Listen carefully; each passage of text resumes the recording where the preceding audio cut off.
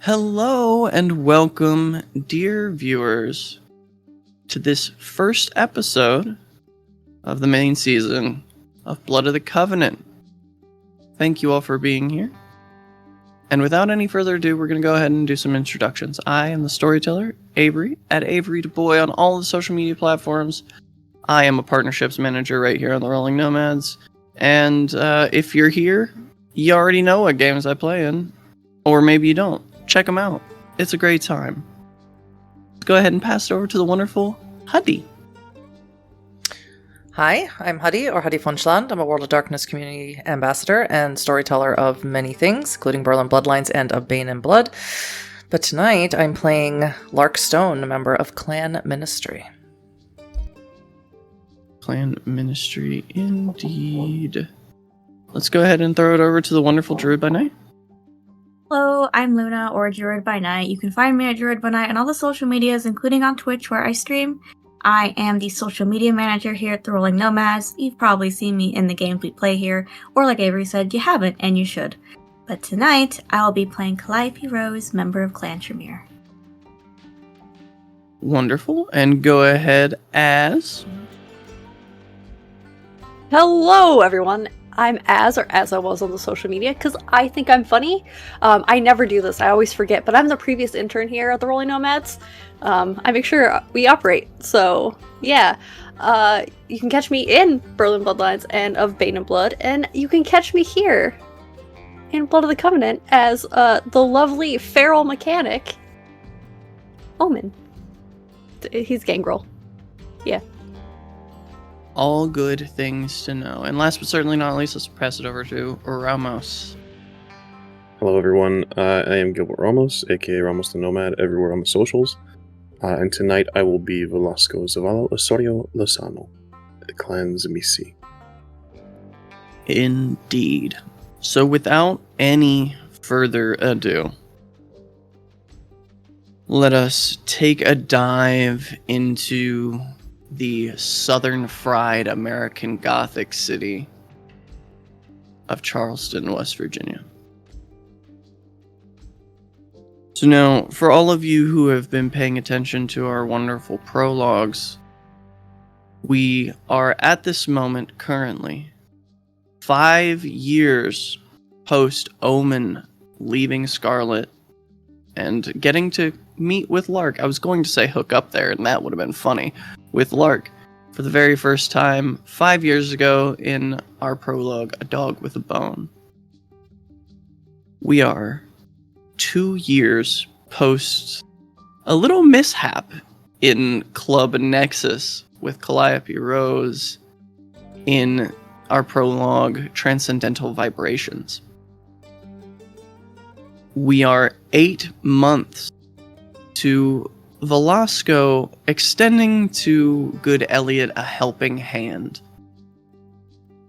And we are 2 weeks to a little bit of snake handling. Which is really funny after how that episode went. But here is where we find ourselves. Each of you, my dear Kindred, have received a handwritten letter other than Lark. Because Elliot can just tell you things because you live together.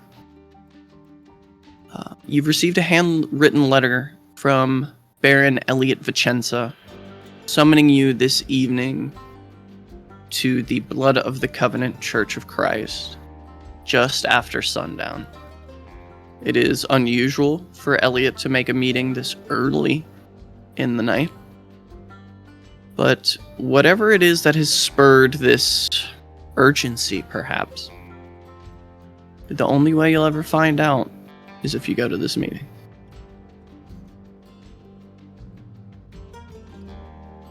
So let's take a moment to look at what we're doing just before assembling together, and we'll start with Calliope. Calliope, it's a Saturday night in the off-campus housing. There's music and parties in every house, and a truly astounding amount of belligerently intoxicated college students just after sundown. And as we kind of scope into your room, what do we see? I think Calliope would be waking up for the evening. Whatever semblance of life that Kindred have coming back to her. And as she gets up, she'll check and see if Tyler is in. You pop your head out the door, and you see that there are a few of his friends sitting around the table in the main room, and one of them looks up. Kinnan. Oh, hey there, Calliope. What do you take a nap after class? Yeah. Always. Every day. I get that. I definitely get that. Hey, Tyler said to let you know that he was making a run down to the Piggly Wiggly to grab some stuff. Cool. Thanks for letting me know. I'm going to get ready for the evening. You kids have fun. And as you're kind of shutting the door, you hear, why the fuck does she call us kids all the time? Like, she's got to be like years younger than us. Like, years. You chuckle at that. I would get dressed, make sure, and before I start to kind of see if my ritual components are in order, would I see a letter, or? Yeah, you see this letter is sitting on the bedside table. Oh, yeah. Right after getting dressed, noticing that, I'll be like, oh, that's weird. I guess Tyler slipped this in, and pick it up and read it.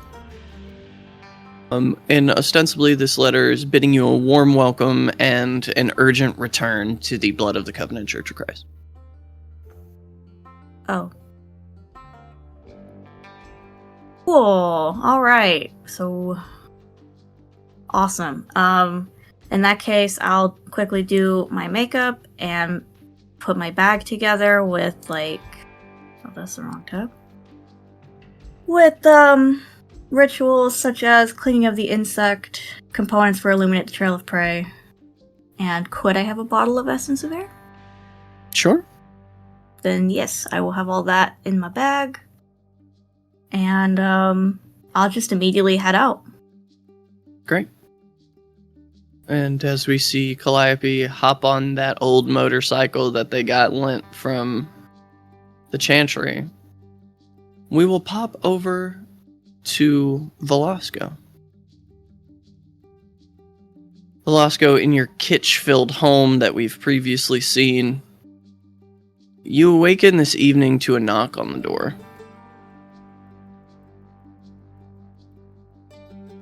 I will rise and answer as such.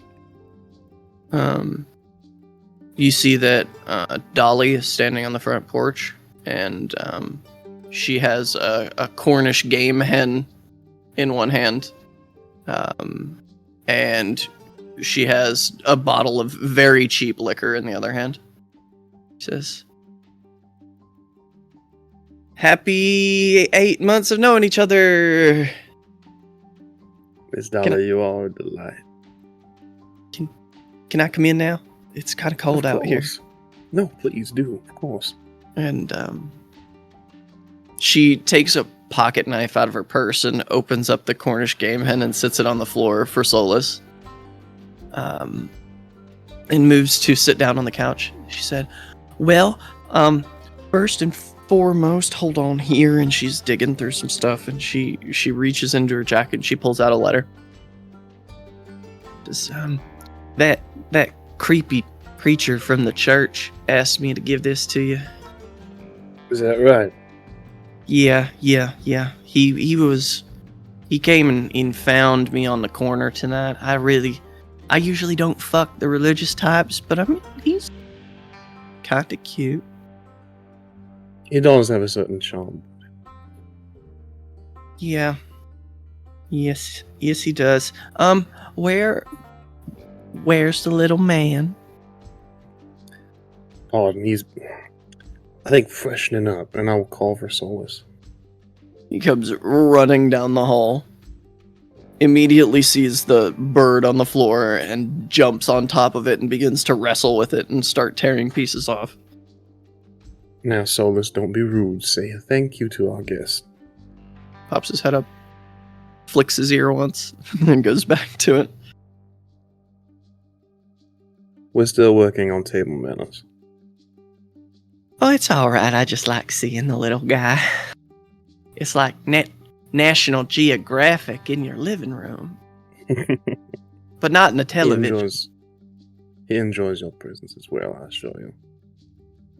Also, Pete told me that he's gonna finish the laundry cycle tomorrow and get your payment dropped off. Excellent. Pass my regards on to Pete, if you kindly. I will, but like I said, you'll see him tomorrow, probably. Of course. Dolly, you have been an absolute delight these past 8 months. Do you know that?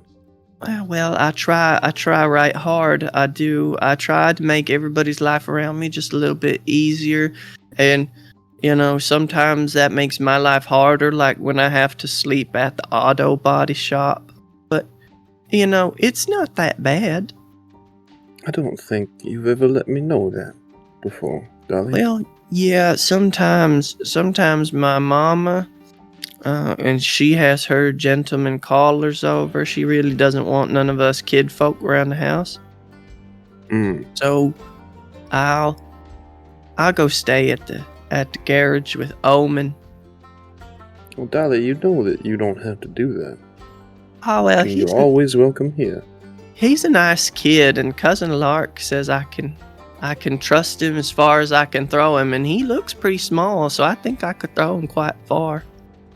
Yes, I'm sure she does, though. But if you ever find yourself want for more refined comforts, you can find yourself here, Dolly. You don't have to sleep in an auto body shop. Oh, well, I can't say the comforts are very refined there, Mr. Velasco, for sure. He's got the Coca-Cola in the glass bottles. Fair enough. I will be sure to restock to tempt you a bit more toward my persuasion. Yeah, well, I was wondering, do you need anything? I noticed you got a lot of kind of kitschy stuff around here, and I know lots of old ladies that are trying to get rid of their kitschy stuff. If you find something of note, yes, that would be much appreciated. You will be, of course, compensated for your efforts. Oh, all right. Well, I got to get back out there to the corner. Money doesn't make itself. Indeed, it does not. And remember, if anyone gives you any trouble, you send them my way. Yeah, and I remembered what you said, how there's a space between the third and the fourth rib. I remember. Excellent. Very well done, darling. Be safe tonight. I will stands up and kisses you on both cheeks. Yeah. Very, almost this unconscious reciprocal gesture between the two of you before she makes her exit from the home. I will just kind of look down at Solus, tearing into the bird she's left, and Solus, I have a feeling we're going to be quite busy tonight, and I will take a chance to read the letter. And essentially, it is the same thing. It is bidding you a warm and expeditious welcome and return to the Blood of the Covenant Church of Christ. No mention of any others going, just an invitation. Correct. Understood. I will prepare my things. Well, and we'll pop over really quick to the aforementioned body shop, where Omen Dawn is sitting on the hood of an old, like, maybe 72 Coupe de Ville. Says, now, I'm not trying to get in your business here, Omen. I know you got a lot of shit going on. every time someone says that, they immediately follow it with getting into my business. So if we could just stop prefacing it that way, that would be fantastic for me. I mean, I'm just saying, whatever you've got going on with Lark, you don't have to be ashamed of it. We understand. I mean, she's got a way about her. You know, the way she moves, it'll get you. I understand. This is once again getting into my personal business. No, we're just saying you don't got to hide it. That's all. Right. I feel like you're hiding things for me rather than the other way around, Don. Well, that's kind of half our job, is to hide the shit you've got going on, because that's what you kind of asked us to do. Not with your words, but with your eyes and the way you move. You're shifty.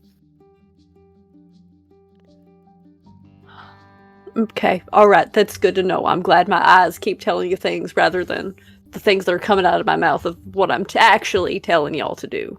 But, you know, what do I know? I just run the shop. It's fine. Words can deceive. Eyes are the window to the soul. And what do my eyes tell you exactly about how I feel about this conversation right now, Dawn? That I'm probably looking towards getting a socket wrench thrown at my head, except you would think twice because that's the last 10mm socket we've got right now in that wrench you got there, so it'll probably end up being a spanner. So that means that we need to have Gracie get the parts guy to drop off some more, which means she's coming by. Good. Alright. I already set it up. Perfect. You're grouchy tonight. I'm hungry. Well, maybe if, you'd let me do an ad campaign or something, we'd have more customers for you to buy it. No, see, what would happen is if we could get Janky to stop fucking around in my business, then we would have had a nice full blood bag here to work with, but no. You're too hard on Janky. Oh, you have something to do. I said it. Anywhere else to be? And I'll say it again. All right, Don. That's great to know. Thank you for the feedback. Go find somewhere else to be. All right. Don't say I didn't warn you. Mm-hmm. All right. And he heads back out into the front room. And it's around 5, maybe 10 minutes later that the side door opens up. Gracie's got her laptop in her hands, typing. Sits it down on the hood of a car, looks up. Good, you're here. Hi. Hi, Gracie. What's going on? Oh, well, your finances are in the fucking shitter. Why? And Omen's making sure he keeps a comfortable distance away from Gracie. Just because, yeah. Well, we've been in kind of a slow period.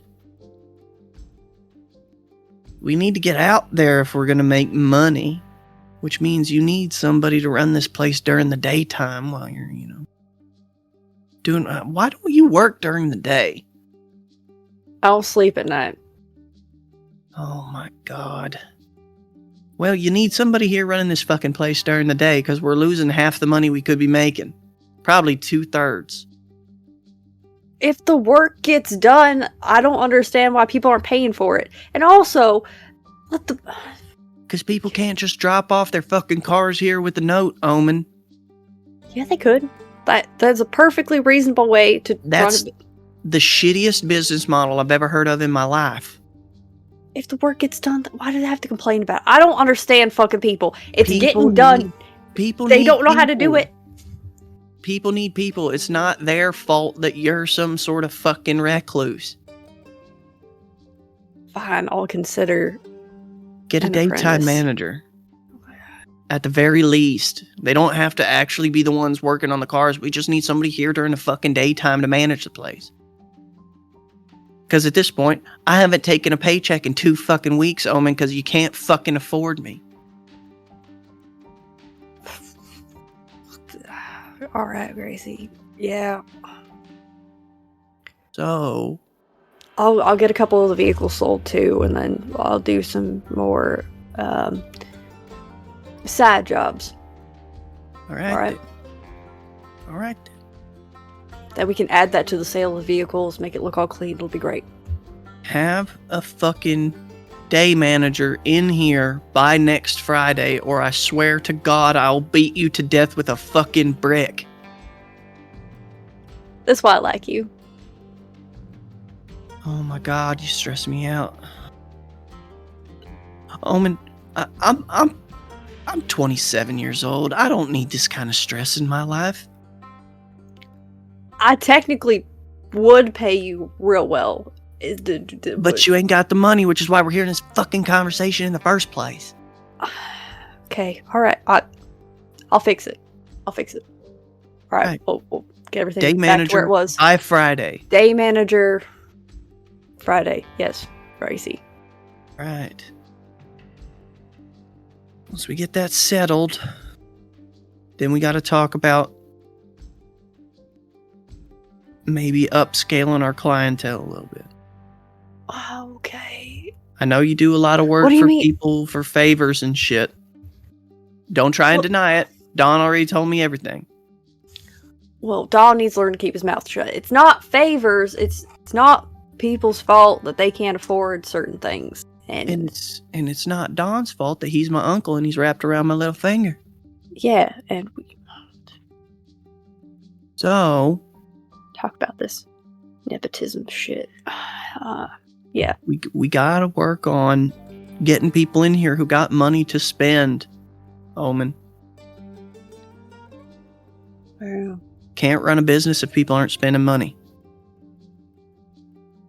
I mean, you can, but then it's a non-profit and then it's charity, and I don't want to go through all that paperwork. Who's ever heard of a non-profit body shop? we could be the first. That's a joke. I'm kidding, Gracie. well, I'm alright, watching. look. I know your hair's that color on accident, but I'm starting to think it might be on purpose. So, Well, you make me crazy. Anyway, there was some punk chick standing outside who told me to bring this letter into you. She puts it down on the hood of the car and slides it across. All right, and I'm gonna kind of grab it, look it over. Just some punk. What was that? What does that mean? Like, Yeah, someone you know, or no? She said that you knew her. She said her name's Jessica.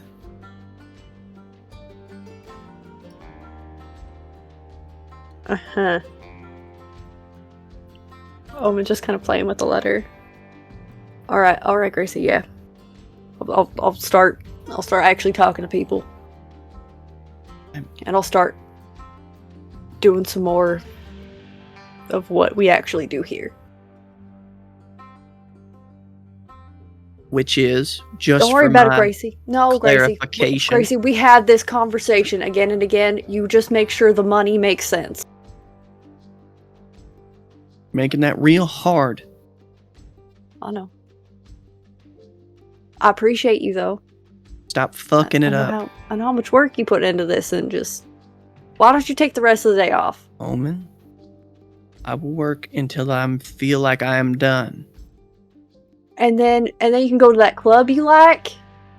I'm gonna go sit in the office, and I'm gonna run some numbers. Mhm. Tell me you still got that handle of whiskey in the third drawer, because God, you make me want to fucking drink. Actually, yes. That got restocked by Dawn, actually, so... If it's gone, it's on him. Oh, Janky Peterson said to say hello. I don't care about Janky. Alright. She heads back to the office. Thank you, Gracie. Fuck you. There it is. And Omen's going to open the letter. And as with the other two, it is the exact same. I guess I really pissed her off.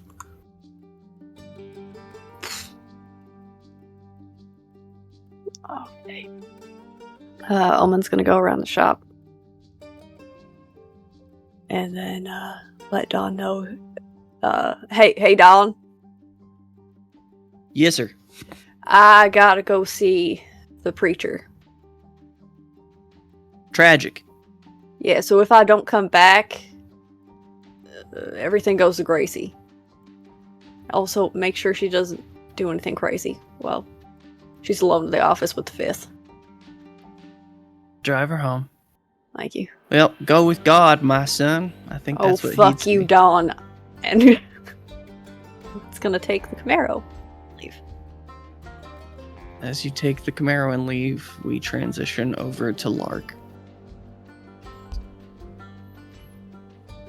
Lark, have you brought Boa here? I have to know. If Lark has it her way, Daddy don't know about Boa yet. Great. Then I think where we find Lark is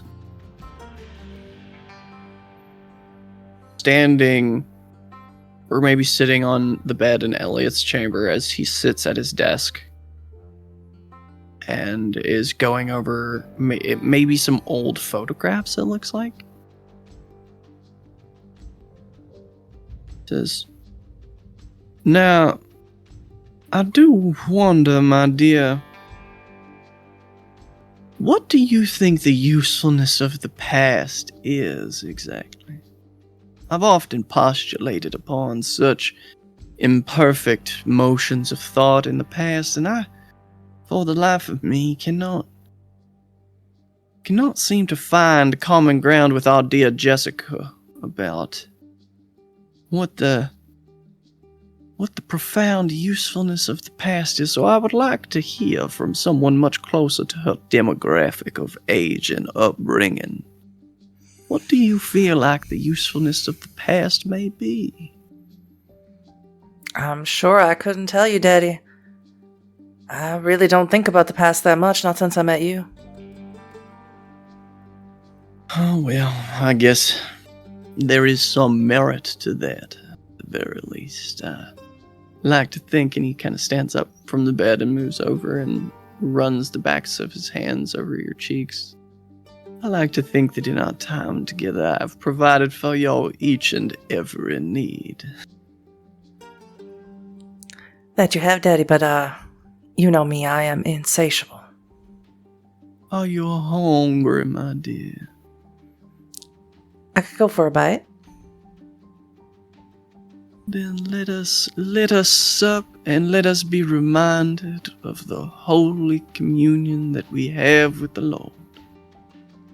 He offers you his hand and guides you, strangely enough, past the room that is usually full of entangled, sweaty, lust-filled bodies, and into a smaller chamber.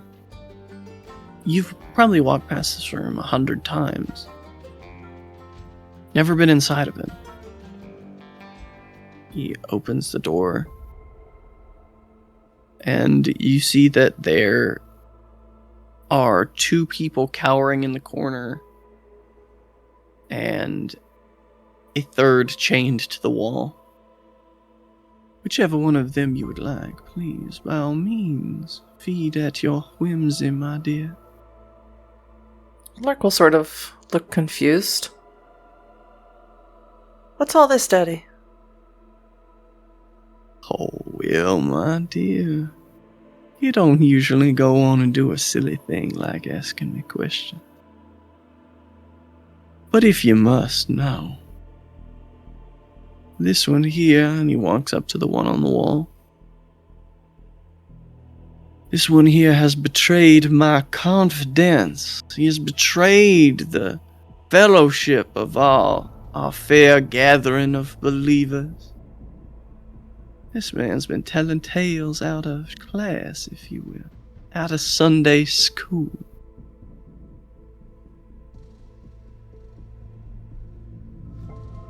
And these two, well, you remember when I told you many years ago that there are some acts of attrition which must be observed to have validation. These two observe his attrition. He is made holy through their witnessing.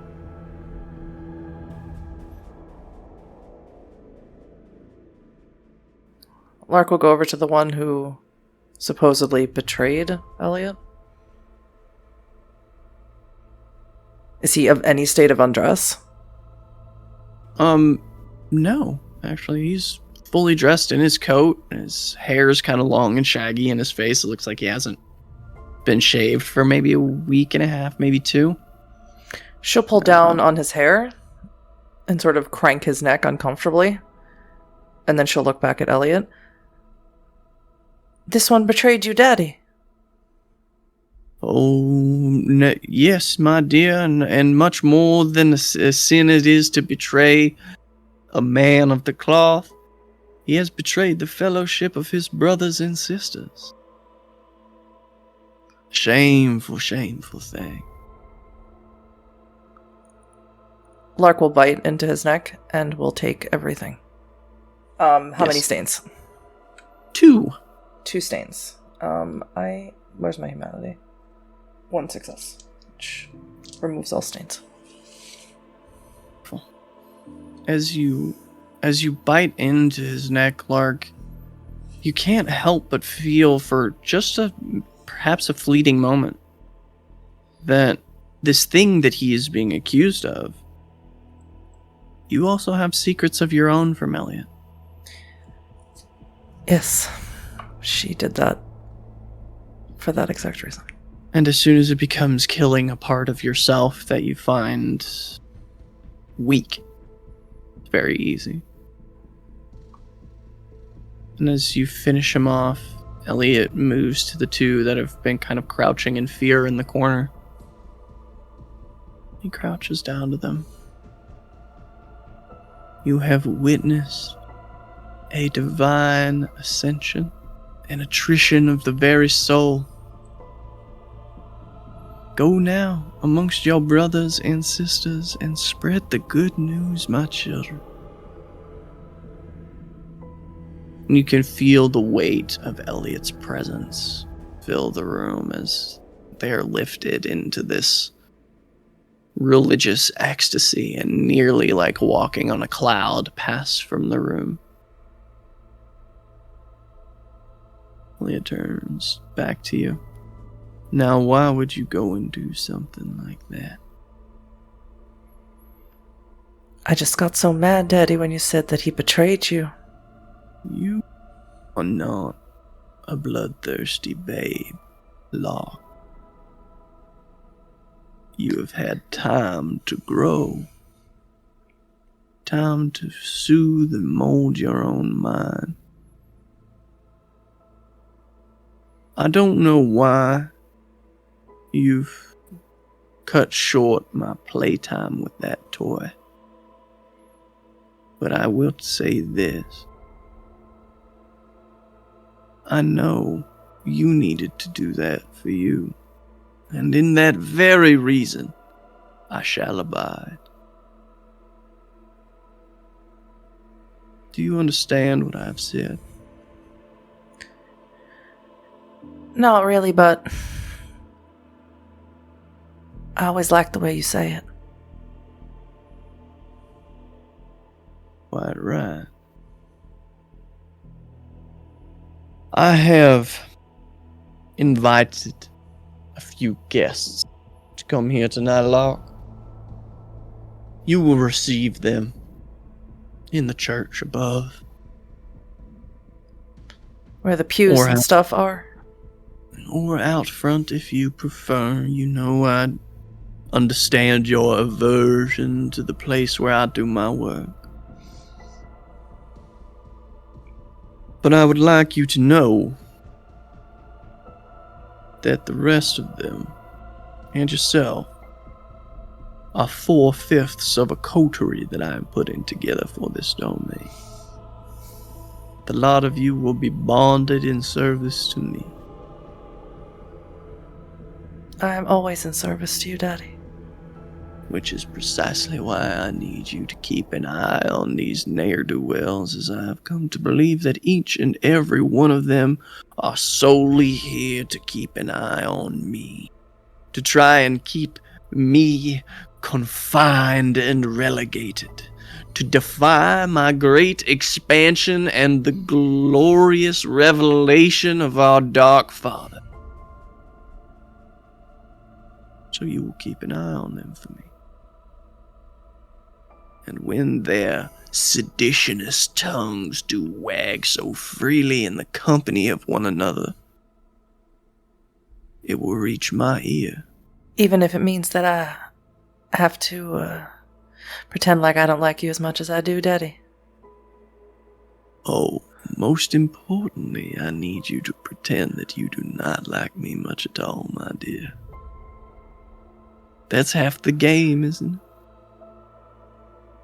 My least favorite game, but yes. Now, do not wound me so to say that you do not have a heart born for deception. Every night it gets a little bigger. So it fills with more deceit. As well you should. I do have something to ask you about, my dear. Question. Almost 5 years in the making. I've been quite trepidatious to ask till this very moment, but I've heard that when we first brought your puppy dog into this domain, that you visited the haven of your brother. Is true?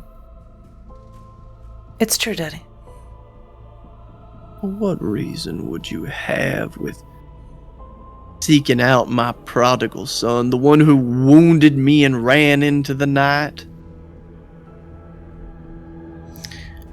Lark will put arms on his chest. Well, one, I wanted to get a little payback for you, Daddy. Get something that he took from you. That walking cane that you used to have.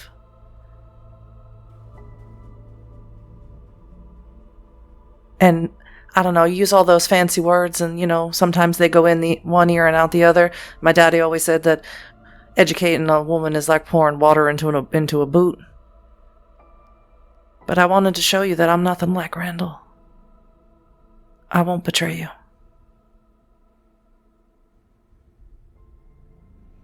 He puts his hands on your face. My dear, I will fashion you into these modern knights, Cleopatra.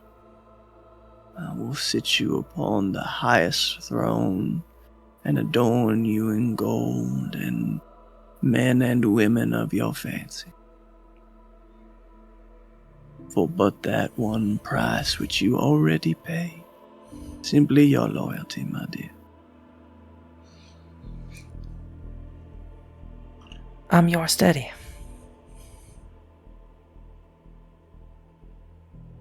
Alright. Now go on and get. They're gonna be here in a short amount of time, and I'd like you to keep them occupied. Jessica and I have business to finish.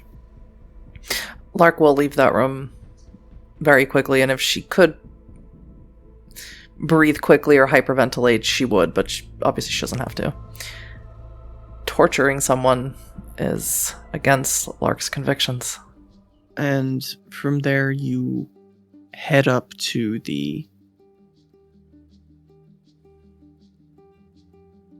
I assume the kind of parking area in front of the church.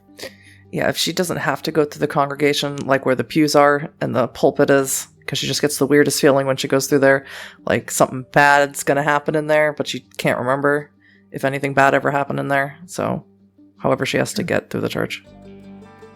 Yeah, you head out through the tunnels in the back and walk through the woods back up to the front.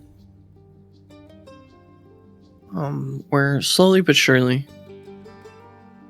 the three of you pull up at roughly around the same time. Driving down the dirt road. Parking in front of this dilapidated, falling down church. God, I hate it here. And Omen will get out. And kind of see who else is around and look for Elliot. and see Lark. Elliot is certainly nowhere to be seen at the moment. However, 3 other kindred are here. And I'll open this up for a moment for the 4 of you to just explore, interact with.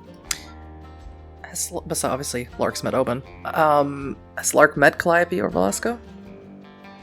No. Then summarily she will go right up to Oben and say, "Well, if it isn't my puppy dog." I knew you couldn't stay away from me for too long.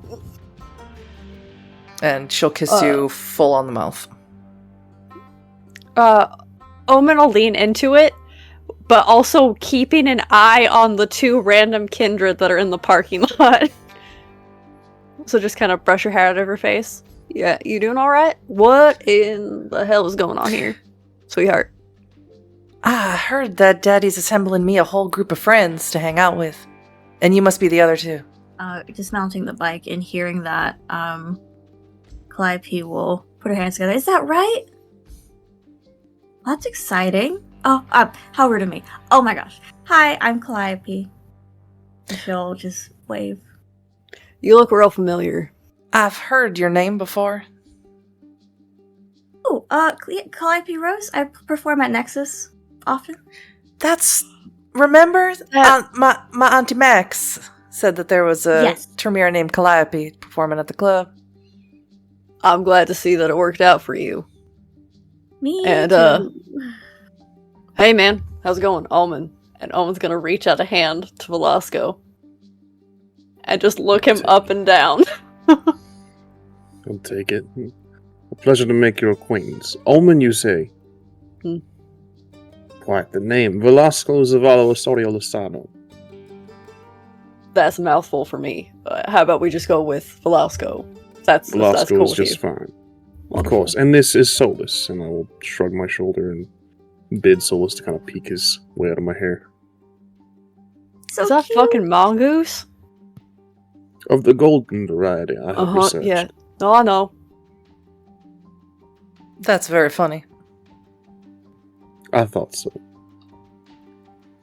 Did you pick that rodent up just for my daddy? Not specifically, no, but it was a stroke of fortune that there was a history between the mongoose and the serpent, I think. Apologies, I don't believe I've caught your name. It's a pleasure to make your acquaintance, and I'll reach my hand out. She'll take it, but in like a weirdly effeminate way, like this. My name is Lark. A pleasure to make your acquaintance, Miss Lark, and I will lean down and not kiss the fingers, but just brush. Well, like I said, my daddy told you all to come here so we can all be bestest pals. Playdate. Your daddy. Yes, Baron Elliot Vicenza. I see the famous Lark Stone, I see. Well, how many Larks do you know, Mr. Velasco? You might be surprised, Miss Stone. Nah, there's only one Lark. And Omen's gonna kind of look over at Wink. That's why you're my favorite. Anyway, I believe Elliot wants us to all meet, right? Like, in the church. Yep. If you want to have your little potluck out here first, that's fine. But when you're ready, I will guide you to the Baron. Or do we have to do it in the church? Or where's he having us? Look, I'm not happy about it either, Omen, but yes. Right. Okay. Okay. Clive looks uncomfortable looking at the church, looking at the doors. And We have a history with churches, Miss Rose. You could say that. you do see that candles are beginning to be lit in the room. Like in the windows. Hundreds of candles. That means another sermon's going to begin soon, so we should hop to it, as they say. Hop to it. We'll dust off our knees after. It'll be fine. I find there's no reason to dust your knees off. shall we? And once again, I'm gonna offer an arm to Lark. She'll take Velasco's. Alright, I see how it is. Alright. And we'll escort the lady to her father's domicile. And you see, as you enter this old, rickety, falling-in church, there are places where you have to step over floorboards because they look like maybe 2 pounds of pressure would cave them in. You see Elliot standing in front of the altar. He's got his very signature kind of brown overcoat with a cream shirt, brown pants, and some black shoes. Standing there with him is Jessica, the thin blood cook with her kind of sandy hair that's chopped up and very punk. Elliot says, "Well, kindred of souls, please take a seat. Make yourself comfortable, for all are welcome in the house of the Lord." Pleasure to see you tonight, Minister.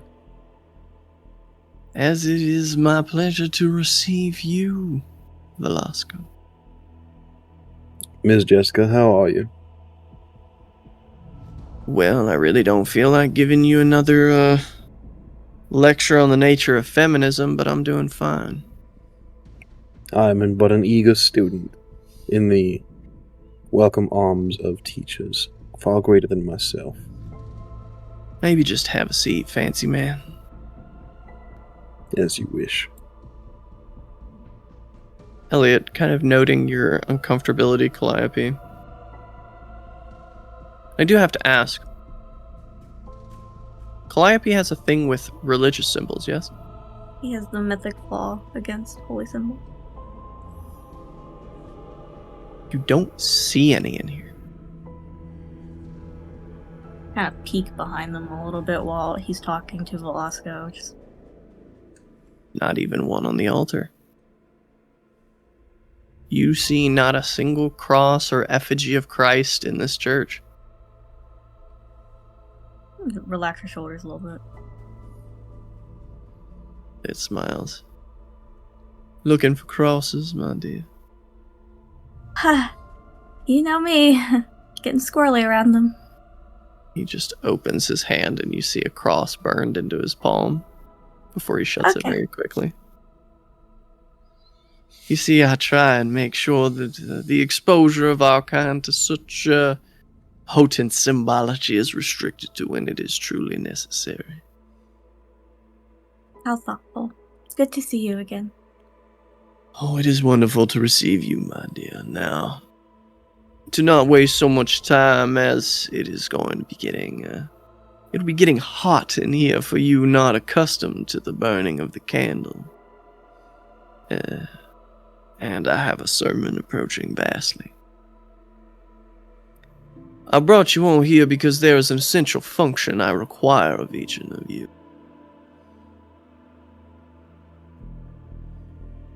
There is something happening in this city, something what needs getting to the bottom of.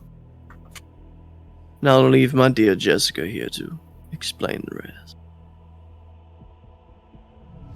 Good looks up.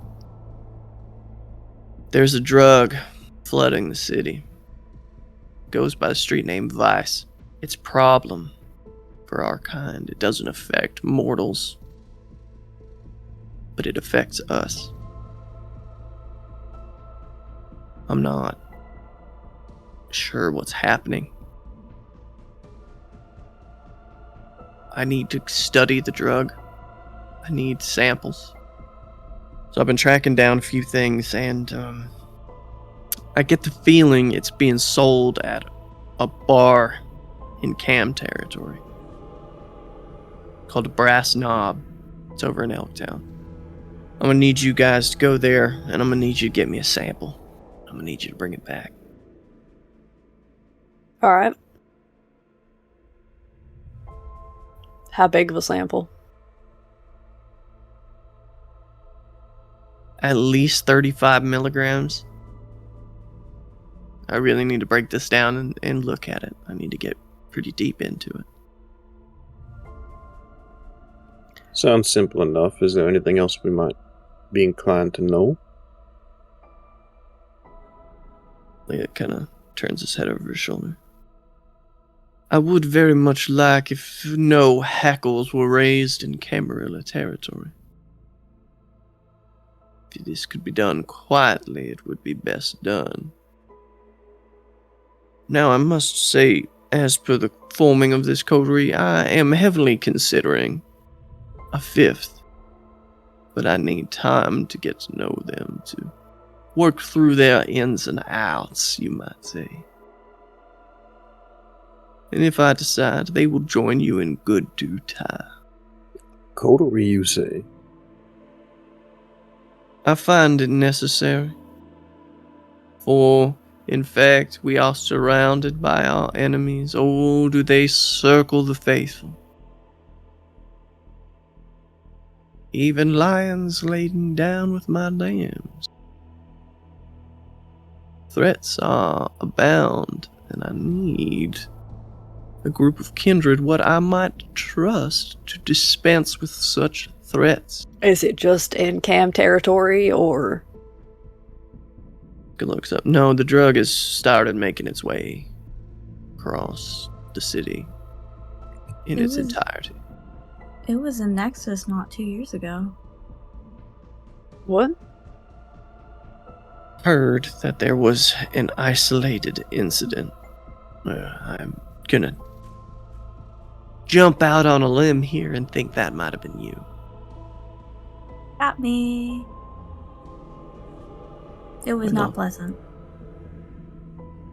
She kind of looks up to Elliot and looks back to you. Well, next time something like that happens, you may do well to report it immediately. I'll think back to how she did, but just nod. It's a good note. All right. Any other questions? I guess I'm not your fucking teacher. If you got something to ask me, ask. What are the effects of this drug that are documented?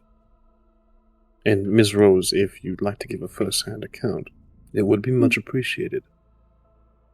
She gestures to Clappy.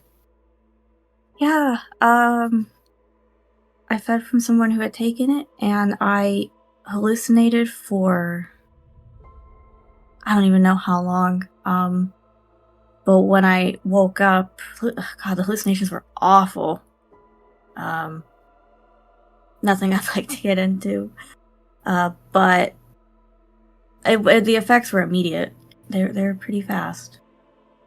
I don't know how long I was out for, but I had collapsed on the floor. I wasn't there for the night, thankfully. Oh, very fortunate. That sounds like a fucking awful trip. It was. It also seems that with all drugs, there is the issue of concentration of dosage. There was a incident that I have isolated, where this kindred in question was subdued for 36 hours. So, am I to understand that this is some sort of drug that the humans take and then it affects us, but not in the fun way, in a bad trip kind of a way? That is what I've come to believe, yes. So someone's poisoning the kind, basically. Well, it seems that the mortals, this drug has no effect upon them.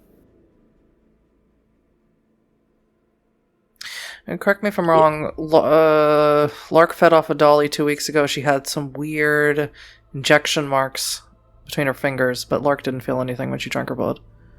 Correct. There was like a chemically aftertaste, but that was all.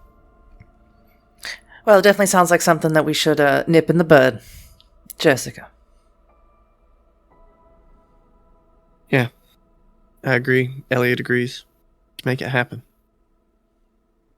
Too right. Brass Knob, you said?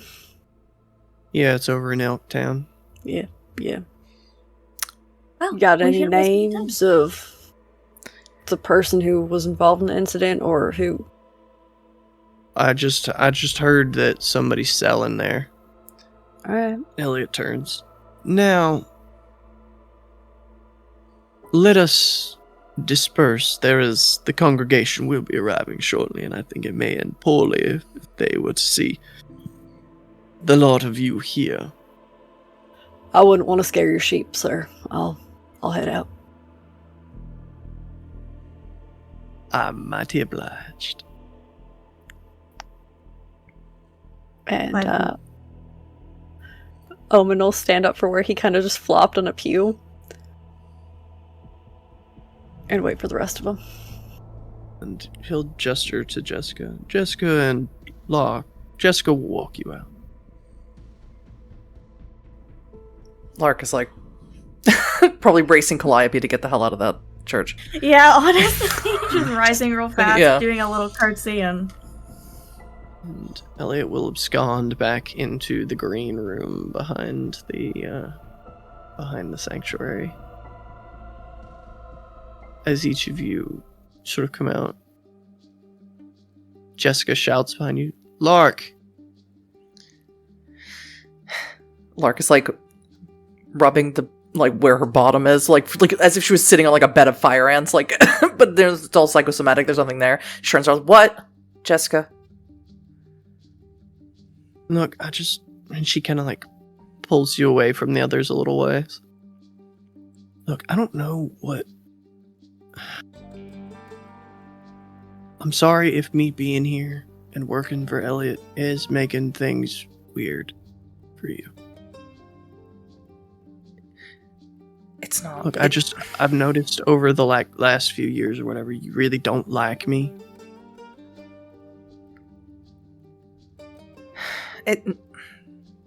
Jessica, it's not you. I don't know you. And Elliot keeps you all secretive, and apparently he's doing lots of secret stuff that I don't know about, and that, I guess, makes me lash out, but I'm not going to lash out at Elliot, so I'm going to lash out at you. Sorry. Look, I get it. That thought pattern was very colonized by the patriarchy, though. Okay. We're ladies. We gotta stick together. Jessica, please. Don't make me actually not like you, alright? Okay. Alright, well, just look. She kind of leans in. I think there's something bigger going on at the brass knob. And I think it has something to do with... Sorry, sometimes you talk when you're dead. About that joiner. Alright. Look, I did some digging. That's not a common last name here. I mean, I've only dug up 2. And they're both supposedly dead. And I know that doesn't mean shit for you thick bloods, but I don't know, I get a bad feeling. Get a really bad feeling.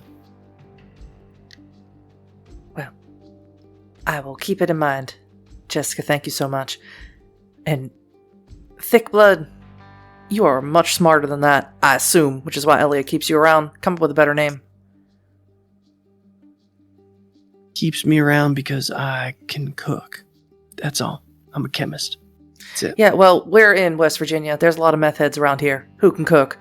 I gotta go. They don't cook like me. Good luck. And she heads back in through the church.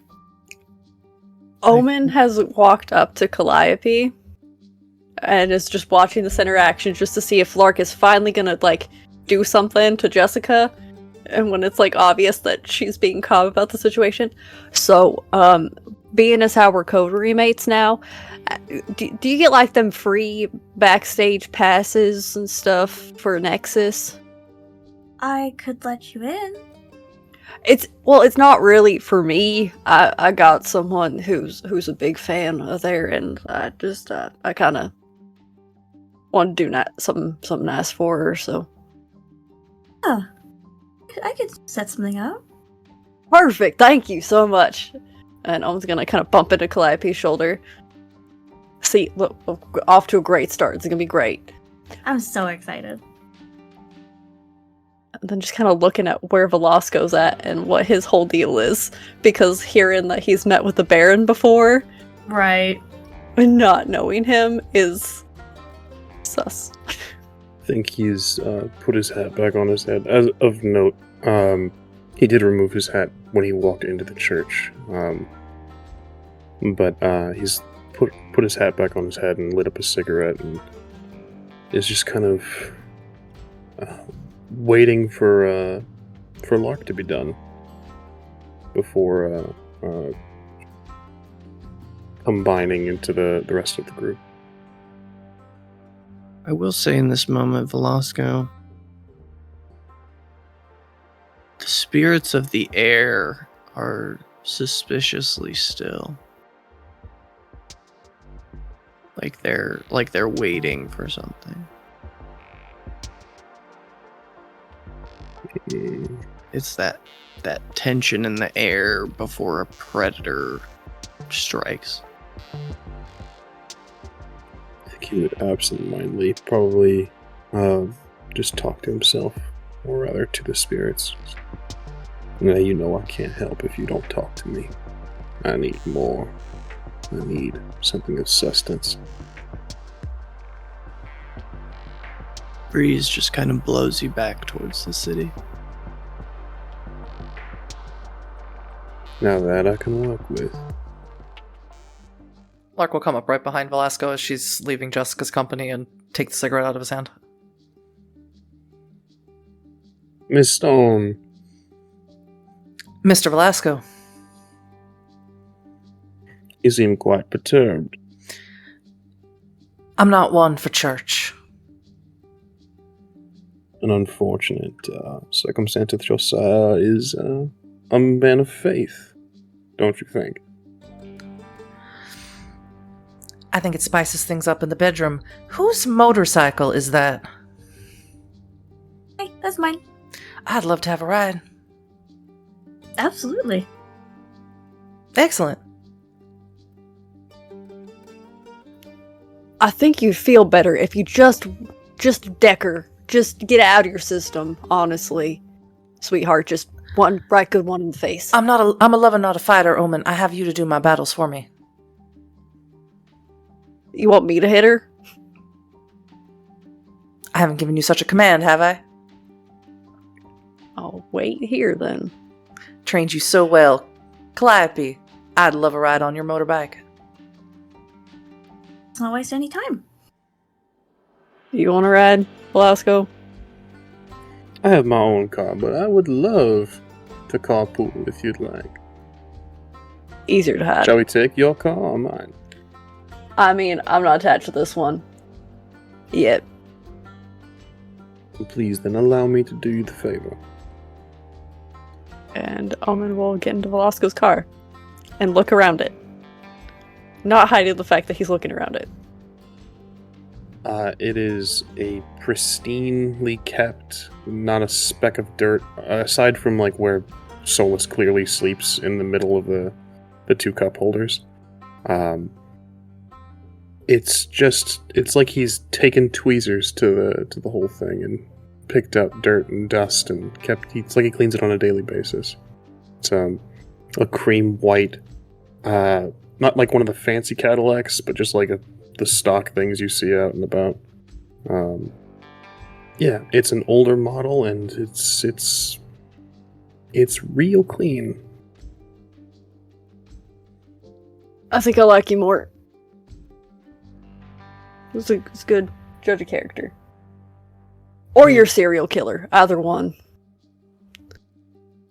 You'll have to forgive the mess. Solus likes to be close. Yeah. Uh-huh.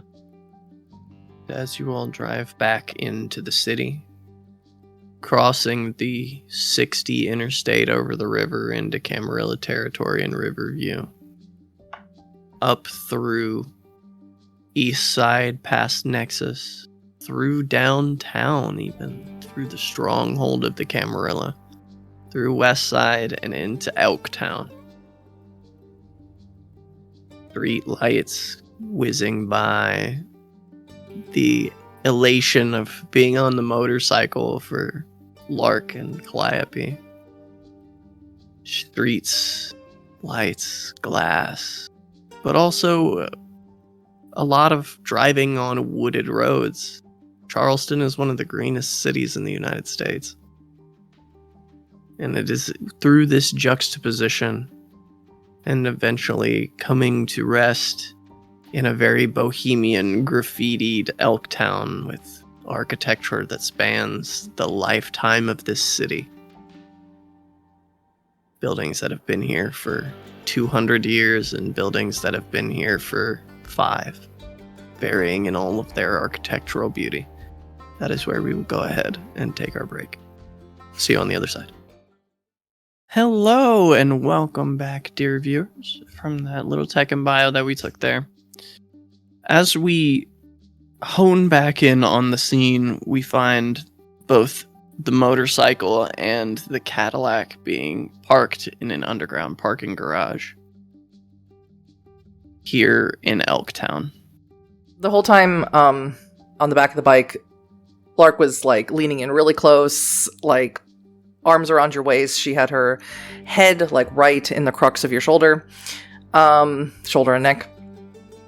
And as you stop and park, Lark will let go, and she'll say, "That you're gonna have to teach me that.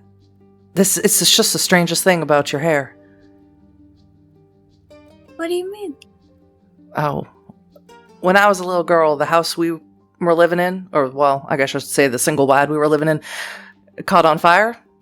I swear I couldn't get the smell of fire out of my hair for years.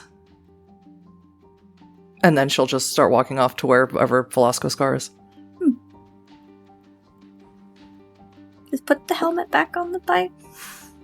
Nothing. As you put the helmet back on the bike, Calliope, your phone pings.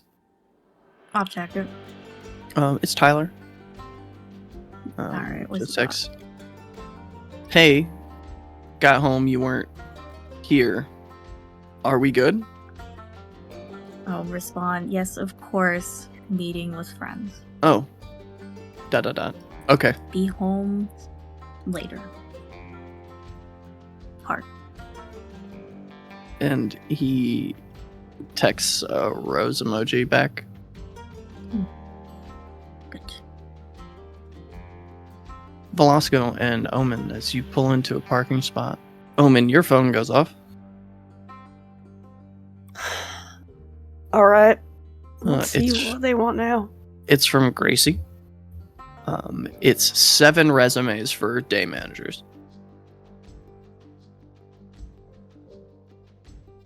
I have a present for you.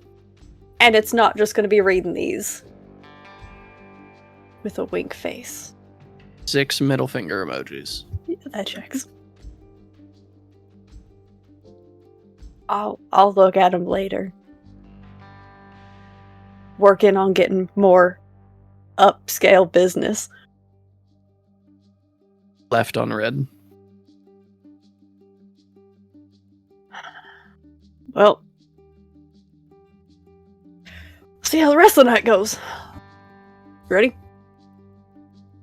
Absolutely. And it's a short walk up to street level. The streets of Elktown are pretty alive. None of you spend a lot of time in Camarilla territory.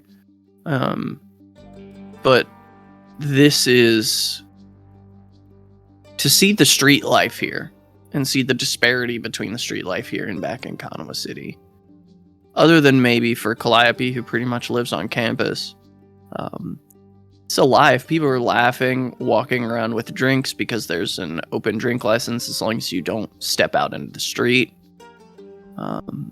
It's a very vibrant nightlife here. Omen's gonna try and stick as close to the walls as possible and kind of just... The way Calliope moves is she's very head held high and just kind of bouncing, pointing things out that look pretty or interesting. How would you all like to go about this? I thought we'd go into the bar and get the attention of a few patrons who look like they might be regulars and start asking some polite questions. Mr. Velasco. I see. Well, seeing as we have been formed a coterie tonight, it is our first adventure, our first escapade together. I feel it pertinent to divulge some perhaps useful information about my skill set. I can possibly narrow down the individuals we may be able to question, if I might find a more private area. Near to the club, of course. That sounds interesting. Private's not really my thing. And she'll activate awe. Yeah, we're not going to do quiet. I can do quiet, but that's not Lark's thing.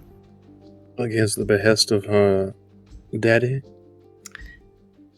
You can call I it don't talk on something in my blood that just wants everyone's eyes drawn to me. Well, very well, Miss Stone. But Anyone please, would like to if accompany... if you would feel better doing it in private, I certainly will not stop you. But don't mind if you come back from whatever hole you squirrel yourself into and see me dancing up on the bar. By all means. Anyone who Is wishes that to moment? join me certainly may. It's at that moment where, as you're beginning to approach the bar, you can see the door, you can see the sign for the brass knob. That Lark, you feel a hand on your hip from behind. Mhm. And a very familiar voice leans down into your ear. Boa. Sorry, I caught up as quick as I could. Is everything okay? And she'll grab onto his hand. She says, "Everything's better now that you're here, darling." And what the rest of you see is a man probably in his mid-40s. Broad-shouldered. Muscular, but not in a bodybuilding type way. Like this man obviously has some sort of very active vocation at the very least. He's kind of got the salt and brown sugar hair going. Says, "Hey, nice to meet you all. Good to see you again, Omen. You can call me Boa." Oh, you Velasco renamed it. Ain't that Zavala sweet? Osorio-Lozano.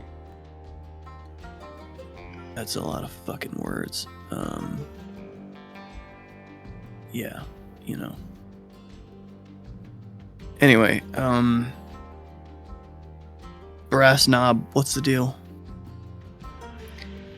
Boa, I just need you to keep those gorgeous peepers looking out for, well, for me, as you should always keep at least one of those eyes on me, but for anyone who might look like they, are trading in something that is considered illegal.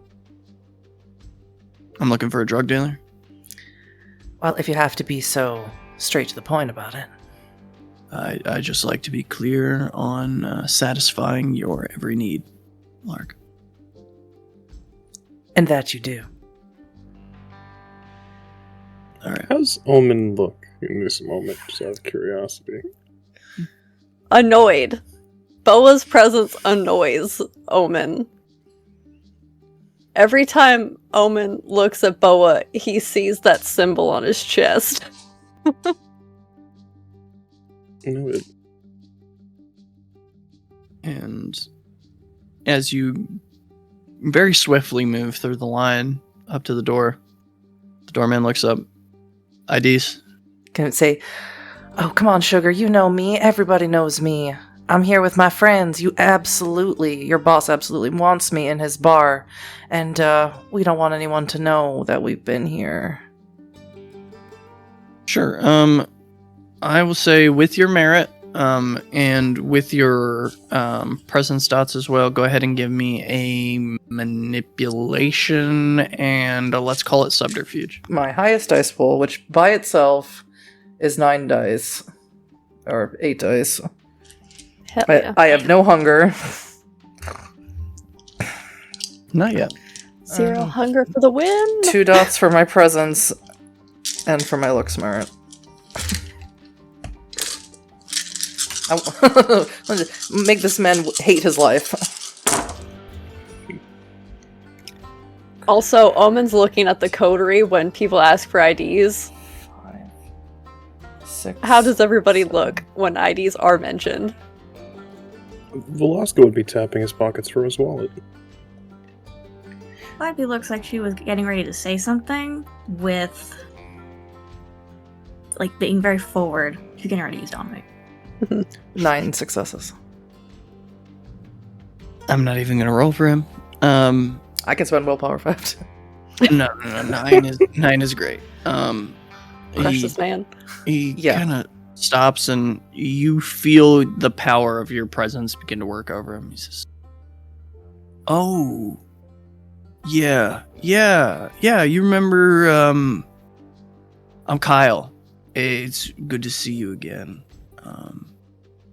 Man, crazy. Yeah. Head on in.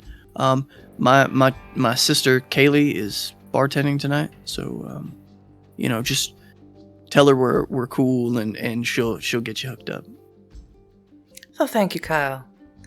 If you ever want to see me again, you can head down across the river to Blood of the Covenant Church.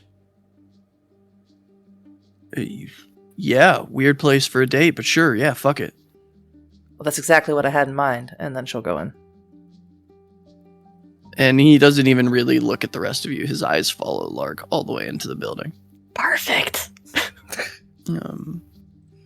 And as you all enter, the sounds of this cover band Dogma kind of just become ubiquitous throughout the bar. It looks very lively, and it is now faced with an almost full bar. I would like everyone to make me 3 hunger checks. Well, I got that one roll out without any hunger. And I don't Let's gain not any use barrel hunger. pack. Oh, brutal. 2 successes. No joy One for success. me. All right. 1 success for Velasco, so you're going to gain 2 hunger. Calliope? 2 successes. So you gain 1 hunger. Omen, spiking to 3. It is a bar full of many perspective prey. It is lively, there's music, the blood is pumping, it smells of sweat and pheromones. There's a lot happening here. But as you enter, it is truly your scene to contend with. There's a bar, there's a small stage, there's a dance floor, there's an outdoor patio in the back. I need to know what you all are doing. Shall we divide and conquer them? Huh? What? Oh, yeah. Yeah. I'm gonna go hit up the bar. Let's make sure we exchange numbers right quick. I want to make sure that we don't lose one another in the festivities. Yeah, wouldn't want that to happen. And Omen looks like he's scanning the crowd, and he is. Is there anyone who looks like they're up to shady nonsense that would fit with what he needs? Go ahead and give me a wits and investigation. 2 successes. Not that you can see off the top here, but it's a very crowded bar. You're gonna have to get in there to do any work. Yeah, and Omen's gonna grab his phone, hand it over to Velasco. To give brevity to this part of the scene, you all exchange numbers very quickly. Yes. Mhm. Well, what is our method of investigation here? I know awe is an area of effect, so Lark's keeping it up. She's expecting Boa to look for shady characters, and she's really expecting the coterie to do whatever it is that they do best because she doesn't know. Except for Omen, but she knows that maybe just starting a bar fight might not be the best thing to do here. Omen thinks that's a great idea. Yeah, and she wouldn't stop Omen for giving in to his desires, so... Oh, it'd be so nice. That's what's happening as Omen's like walking through the bars, just like, I could start a fight, it'd be so easy to bite into people. Oh my god, it'd be so easy. Yeah. Lark's just working the scene like she always does, touching people and just getting right up in there. Perfect. Lark is working the scene, Omen is hitting the bar, Velasco and Calliope. I was also going to scan the crowd first, and go from there. You can go ahead and give me that roll. Wits and investigation, please. 3 successes on 3 days.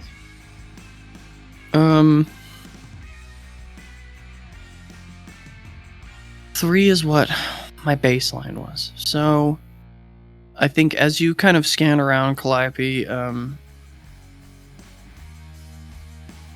think the thing that you notice is that there's a surprising amount of CCTV cameras in here. For a bar. Okay. Something there is off, but you're not entirely sure.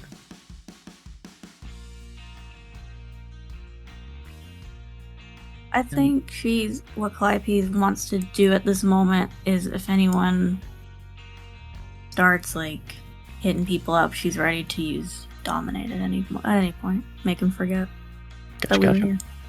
Perfect. Velasco? I have some technical questions Sure. that will determine his actions. I'd like to do some Caldonic sorcery about it. I need I prefer to do this in private. Would toilet water work for the water aspect? You know, it's crazy that you say that because the answer is yes. Yeah, we're gonna go use the restroom. Perfect. Go ahead and give me your Caldonic sorcery pool. Rather, blood sorcery. And then, what would you say is the, area of the bar? Or not the bar, but the I'm trying to encompass the entire area in my senses. So what would you say how many aggravated damage would I take? What would the range do you think would be for that? This bar is about 1,300 square feet, so I'll say 2. And that would also get you a little bit outside of the bar as well. Understood. That is 5 successes. And I will take 2 ag. 5 successes, 2 ag, noted. So now we're going to go ahead and go back around. Starting with Lark. Lark, as you move out onto the dance floor, your awe just begins ensnaring these people. Even the band, a little bit, can't really take their eyes off you as you move through the crowd. Get right up onto the stage so she can get a better view and just start, depending on what type of music it is. Well, Dogma is a Creed cover band. So. Well, that's not really a type of music that you can shake your ass to, but she'll do her best. Hey, the only person stopping you is you. And that doesn't happen with Lark. So Not often. You entertain this for a moment. That almost the entire focus of the bar goes to the stage at this point. But keeping your eyes on Boa. See, there's a moment a few minutes into this routine that I assume this is not the first time you've done this. Where he just sort of gives a nod to a small group of people who are kind of, well, at this point, with the bathroom being occupied, crowding around the bathroom door. Okay, then she will sort of like looking as if she's going to take a selfie. Instead, she'll sort of hold the phone up and text I guess Calliope, since she would see Calliope. Omen looks like they're busy at the bar. She would see Calliope in the crowd, right? 'Cause Calliope was scanning the crowd. And she would text Calliope that the small group of people. Okay. Continuing to dance. Perfect. Over to Omen. As you get to the bar, Omen, the bartender, kind of slides down to you. She's young, probably only about 23, 24 maybe. Curly brown hair, green eyes, bright smile. She just slides down the bar. Hey, hi. Welcome in. What can I get for you? You look like you hate those motherfuckers that drink an old fashioned, so I think we're just gonna set you up with a double shot of Jack Daniels and maybe a cigar? Yeah, I mean, you could probably hold the cigar. The Jack sounds fantastic. Thank you so much. Yeah, no, not a problem. I'm Kaylee if you need anything. Yeah, Kyle told me all about you up front. Oh, you know my shithead brother. Great, perfect. Yeah, right? Like, there's no need for him to be talking about you like that out front. No, oh god, he's talking about me again. Okay, all right. Do the entire line. I'm sorry. Like, I don't. You will get me my Jack, and then we'll. I know. You're busy.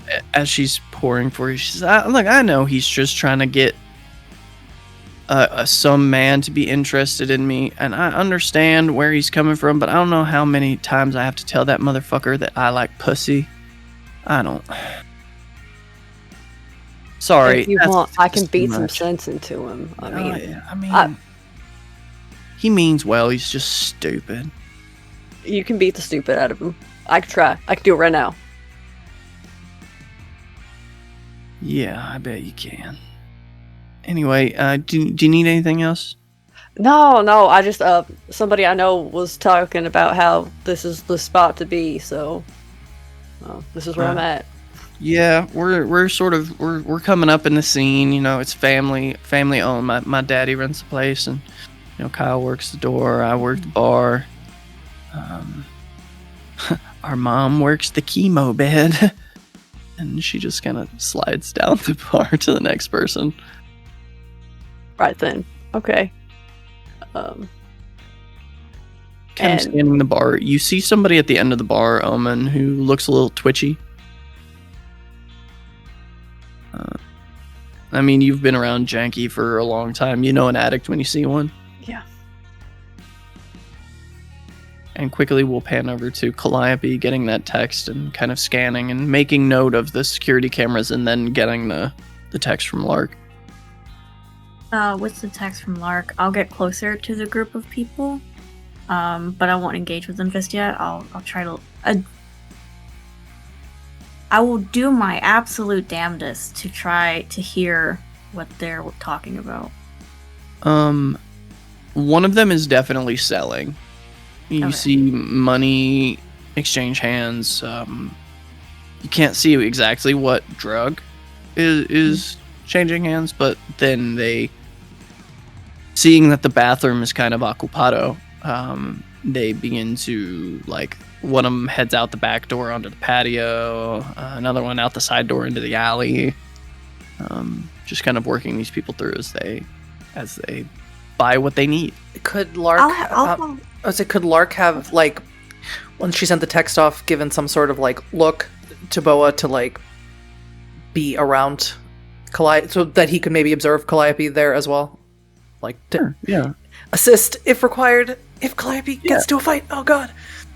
Yeah. Boa kind of makes his way across, and you see he just steps up into the kind of line for this person selling at the door of the bathroom. And you hear the two of these people beginning to converse. Hey, yeah. I need to pick up. Can I get like an 8-ball? And this person dealing's like, no offense, man. I don't know you. Who the fuck are you? I think you got the wrong fucking person, buddy. Get the fuck out of here. I'll go up to this person and I'll say, sorry, I'm really shy. It's for me. And I will hope to God they recognize me. Make a roll really quick. That's so funny. On a pool of 5 successes, he looks up. Holy shit! What are you fucking doing here? Like you play over at Nexus, right? Yes, I do. But I'm trying to keep it, on the down low. Right. Local celebrity and shit. Yeah. Oh, look. I mean, I just offloaded the last of the speed, but I got some downers. I mean, I don't know. I got some mushrooms. If you're cool. There's this thing that I heard about at Nexus. It's called Vice. Do you have that? Vice. Oh God. Don't get into that whole thing. It's somebody's fucking selling baby aspirin. It's not. Listen. I got some from a guy, and I sold it, and I had a bunch of people knocking down my door, pissed. It doesn't do nothing. I mean, fair enough. I still wanna. I don't know. I've heard good things. Look, I don't have any on me right now, but I know the guy who does. We kind of work for the same guy. He'll be at Nexus tomorrow night. Then he should be loaded with this stuff. So. You have a name, a pseudonym, a description. Joiner. Kind of shorter guy, kind of black hair. He's a bit of a creep, if I'm being honest. Okay, I'll prep myself for that then. Hey, sorry, I got this, and he pulls out like a playbill from one of your shows. He says, my girls are like really into your stuff. Would you mind signing this for me? I will sign it, and then as I hand it back, I will use the Forgetful Mind and just say, you could just forget you saw me here. And his eyes kind of glaze over, and he kind of turns his head. I think I'm gonna forget that I saw you here. And I'll just turn and walk away and find first person of the coterie AC. We'll shift into the bathroom, which the door has been knocked on several times at this point. But Velasco, as soon as your blood touches the water, each ripple feels like it carries your soul outwards.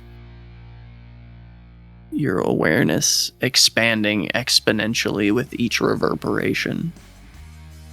In this liquid, you can feel the liquids running through all the pipes under the street, the water on the road from the rain the night before.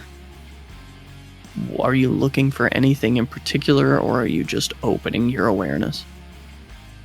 Fully opening my awareness. So, with Coldonic Sorcery, although my hand is in water, because I've taken it 4 times, I have command over all of the elements. So I could feasibly, at storyteller discretion, see, hear, smell, taste, through fire, through the air, through the earth. I am everywhere. I am the land. It's a bit uncomfortable here, doing this so deep in the city. You feel a lot of things that are unnatural as your awareness tries to expand into the concrete, and then you are ejected. As your awareness desires to stretch upward through the asphalt, but it's just creeping, tearing itself against the little pockets. This is not your usual dime. But you're hearing hundreds of conversations on top of the music, on top of all of it. If you could actually give me a composure and resolve to keep your cool under all of these stimuli, that would be perfect. Absolutely. 4 successes. Okay. You managed to keep your cool. What did you get on your blood sorcery roll again for me? That was a 5. Feeling out through the air. following to the top of this building, you perceive something obfuscated. You see forelimbs that are grossly extended, fingers that have maybe 1 or 2 extra joints, a warped, marred face where the lip on the top of the left side is completely missing. The fangs from underneath jut up at strange and unnatural angles. You've seen Nosferatu before, but this one looks like the embrace was particularly difficult for him. He doesn't stand on 2 legs. His back legs, indeed, it's like the bones in his thighs shortened during the embrace, and now his legs are almost like that of some of our more primitive ape cousins, and he walks on both his back legs and his knuckles at the same time. Is he, using, with the gifts of perception that I do have, is he looking at anything particular? Is he just watching? Yeah, just looking for anything particular he might be looking into. The way he has his eyes closed and his head keeps turning, and it's so strange to see, but his ears moving independent of each other. It seems like he's listening. And it's at that moment that you feel all of the bats flying around over the city coming back, and they'll land on him for a moment and then fly away. And then they'll land on him for a moment, fly away. So all of these bats just keep coming to land on him for just a moment and then fly off as he listens. Is there a clear path to him? You could go up the fire escape. Excellent. My last question is, well, I'm assuming I was privy to Calliope's interaction, Lark's interaction, Norman's interaction. Yeah. It sounds like we have a lead at the very least. But nobody else is dealing or currently actively dealing with Vice. You don't know about Vice. You can feel somebody in an alleyway down the street. You can feel each twitch of their body as they are taking money and handing something over.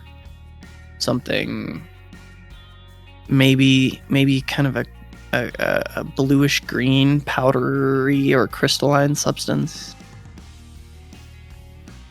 Excellent. I will withdraw my senses and text. First of all, flushing the blood and vitae down the toilet. A wasteful endeavor, but no trace.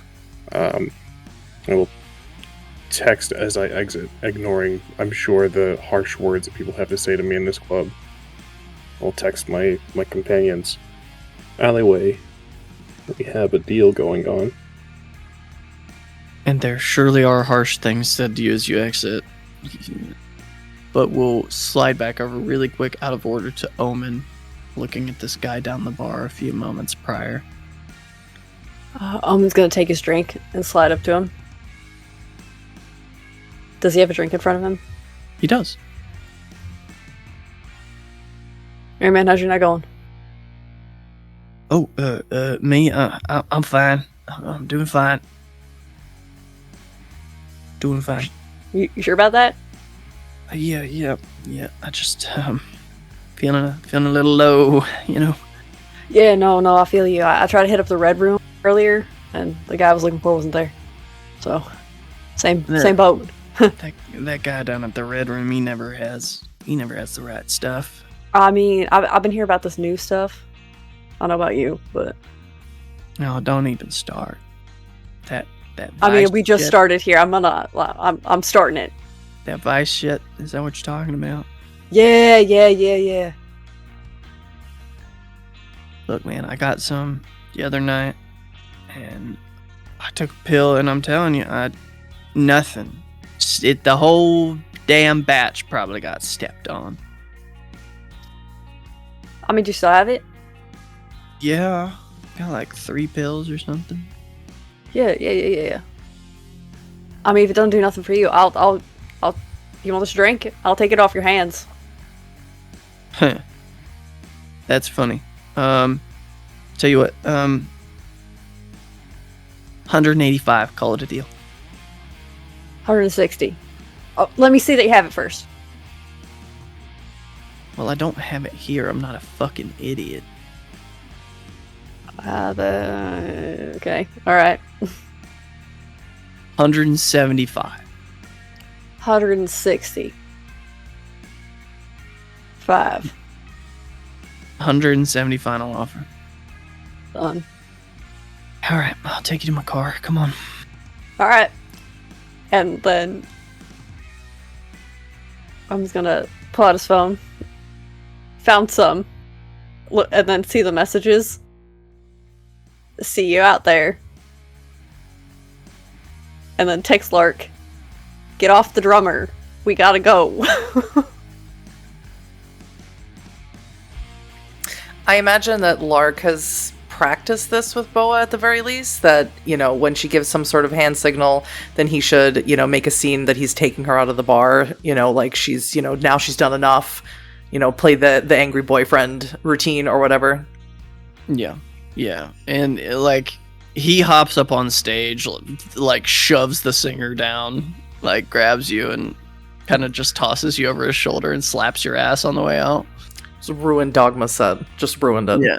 Absolutely. Their singer has to go to the hospital now. He's going to start making religious music after this. Perfect. And if you know, you know. Anyway, so I think you'll head out onto the street again.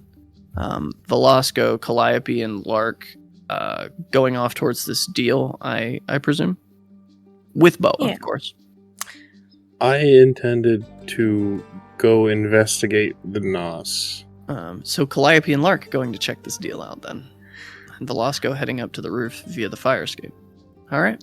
Fair enough. We'll just keep the scene going with Omen for a second. Omen, as you follow this guy to his car, which is in the same parking garage that you're in. Mm-hmm. He walks up to an old Camry, pops open the trunk, lifts up the spare tire, pulls out a baggie with 3 pills in it. Omen's gonna take a look around. What's the situation? Let's just make a luck roll here. He is very unlucky. So I'm gonna say he's parked in a dead spot. No cameras can see you. You're around a cement corner. Sick. Omen's gonna look at the guy and be like, "Man, this isn't what this isn't what I wanted," and just deck him, and then bite into his neck. Sure. Give him, you know the drill. Strength of brawl, baby. Yeah. Strength brawl. Make it look like a fight. It's fine. I'll make him forget what we're fighting about. Best buds. That's a messy crit. So 4, 5. Okay. Please increase your hunger by 1. Okay, it's 4. Okay. As you punch him, whatever he's taken recently, his blood flows very freely. Perfect. I'm just gonna take at least 2, maybe 3. This is important for me to know. Are you taking 2 or 3? Because I was at 400 now. I'm gonna take 2. Especially if his blood's flowing like that. It's gonna be a fun time. Take 2 points. As it fills your mouth, you feel your fingertips begin to tingle. Your mouth begins to go numb. He is unconscious on the ground already, but his body Your vision is telescoping towards him and back, towards him and back, towards him and back. Before the lights go out and you feel yourself tumble, and we'll get back to you in a moment. Okay. Calliope and Lark, Yeah. you guys are heading to this alley where Velasco told you that a deal was being made. And you turn the corner and you see someone standing kind of like by the dumpster lighting a cigarette. And they kind of look up to you and specifically looking to Lark. Just kind of give a nod. Oh, baby. You know this person, Lark. They sometimes sell in Kanawa City. Her name's Brandy.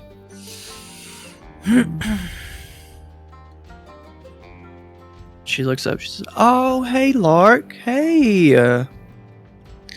Well, hey, Shug, what are you doing on this side of the river? Oh, well, you know, they got more money to spend over here, and a bitch has got to make her cash if she don't want to be a bitch on the street. I know that's right. So what you selling, honey? Oh, baby, what you want? I got whatever you need. Well, my girlfriend and I were looking for some newfangled thing we heard about called Vice. Oh, yeah, that's that shit the joiner's selling. Is it? Yeah. And I don't know who this fuck is coming in my neighborhood to sell. You know, I ran him off the Red Room like a week ago, and that's my spot. Good for you, honey. He's got that air about him. He's got to be from like fucking the hills or something. Cause listen, he's too ritzy to come down here. He wears button-up shirts. Oh, he's a underhanded creep. A snake in the grass, if you will. Through and through. You know we don't talk bad about people, but we don't talk no good about them neither. I did always like you, Brandy. This joiner, you have contact information for him? No, but I know somebody who does. I would love to have that. Yeah, so you remember I was telling you about that guy I used to fuck that's a doorman over there at Nexus, Terry? Oh, Terry, yeah. Yeah, him and Terry are, I guess, cousins or some such kinfolk. I don't Ain't we all at this point, Brandy? You're telling me, sis. I'm right there with you. Alright, so what about Two Pump Chump Terry? Yeah, I guess they're kinfolk or some such. And, I think if you wanted to track down Joiner, that's probably the best way to do that. Alright. I can give him a call if you want. Send your number over to Terry or something like that. She turned to Calliope. You're in Nexus a lot more than I am. You know Terry? I know Terry. You got his number? Do I have his number? No. No, I don't, actually. Well, you can, have Terry, text you, honey bun. Yeah, that makes more sense, yes. Alright, so, oh shit, you're that DJ. Yeah. Oh, damn. She my girlfriend, don't tell nobody, though. Yeah, I ain't gonna make it weird. I mean, you got good taste. I mean, shit. Look at them legs. Anywho, I'm just saying. Do you want me to have Terry send you a text message? Yes, please. It'd be great. All right, I'll give him a call later. But you came here for a service now. What are you looking for? You looking for anything other than that? And let me tell you, that Vice, it just don't do nothing. It's baby aspirin, Shug. Don't let him sell you on something. Don't worry. Honey, I've been around the block a few times and then some. When I hear about it enough, I know it's doing something for somebody. And I want a piece of that action. You know how it is. Yeah, I understand. Well, let me get you something for your troubles. What you got? You got a 20 on you? And she'll... She's the worst. She'll look at Calliope.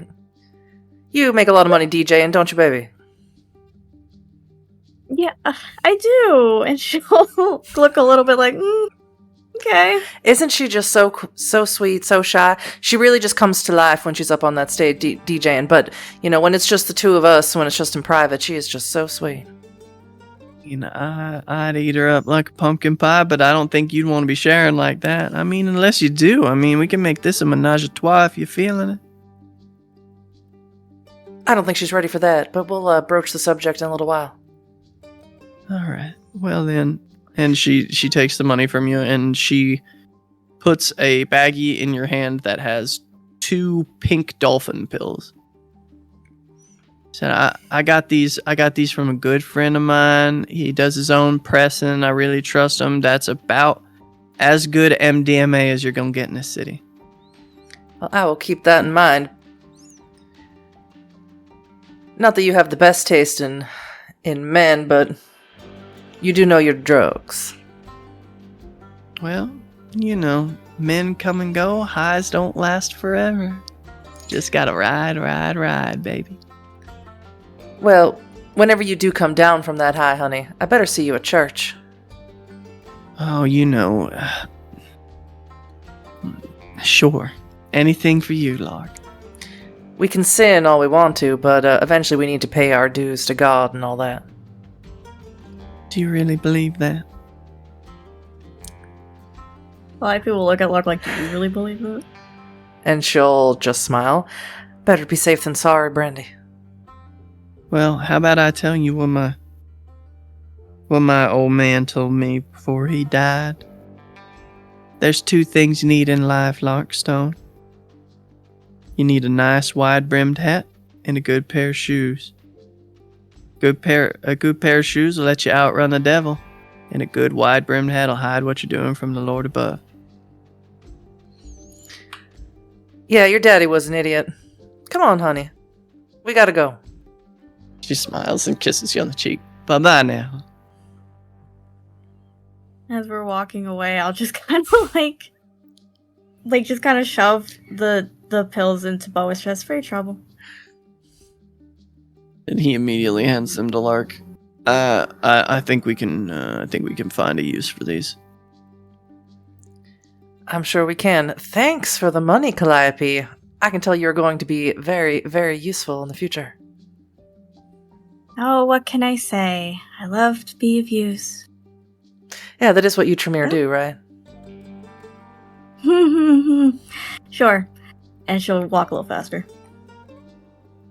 Cutting to Velasco in this moment. Are you trying to go up the stairs stealthily, Velasco? I would love to. Alright, give me a dex and stealth, if you please. If you have anything that can aid in this endeavor, now's the time to let me know. I would like to rouse the blood. Sure.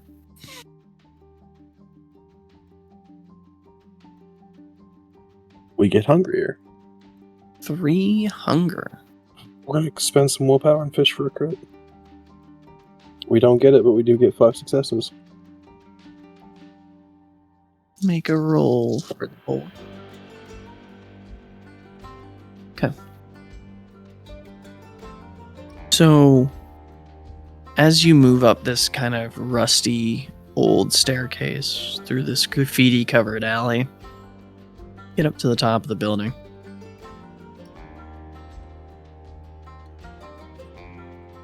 You see, and it's strange, even though their form is obfuscated, you see a bat come and land on nothing.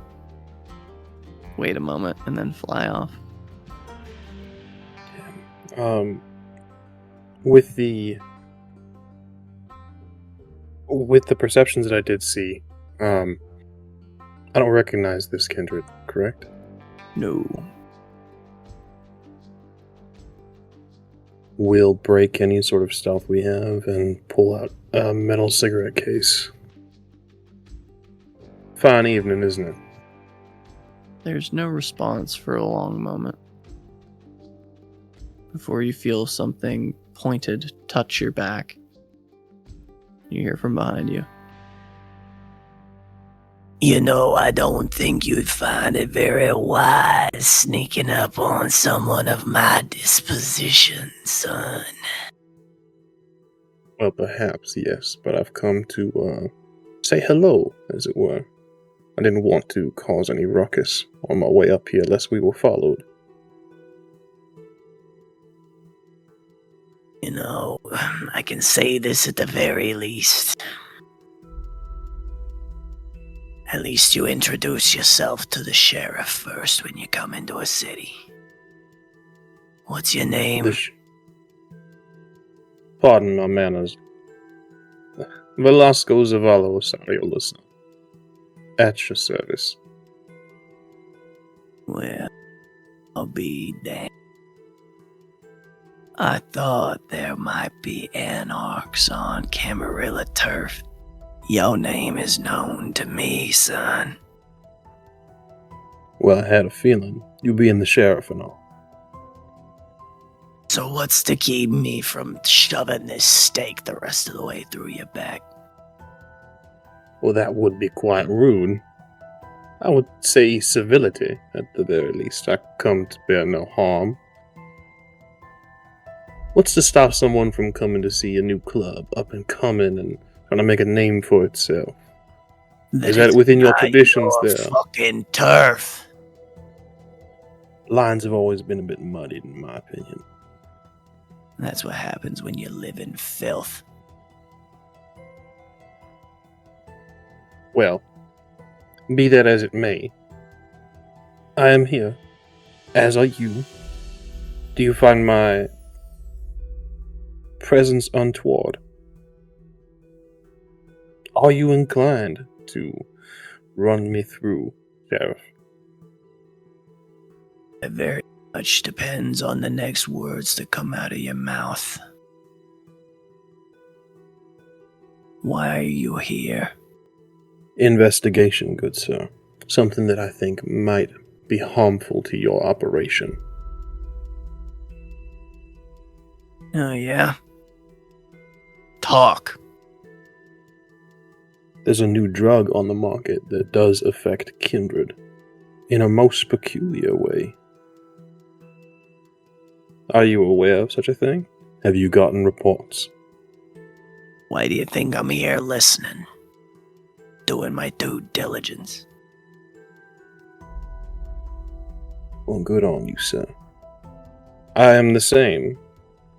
This is a matter that transcends battle lines, I think. Camarilla, Anarch.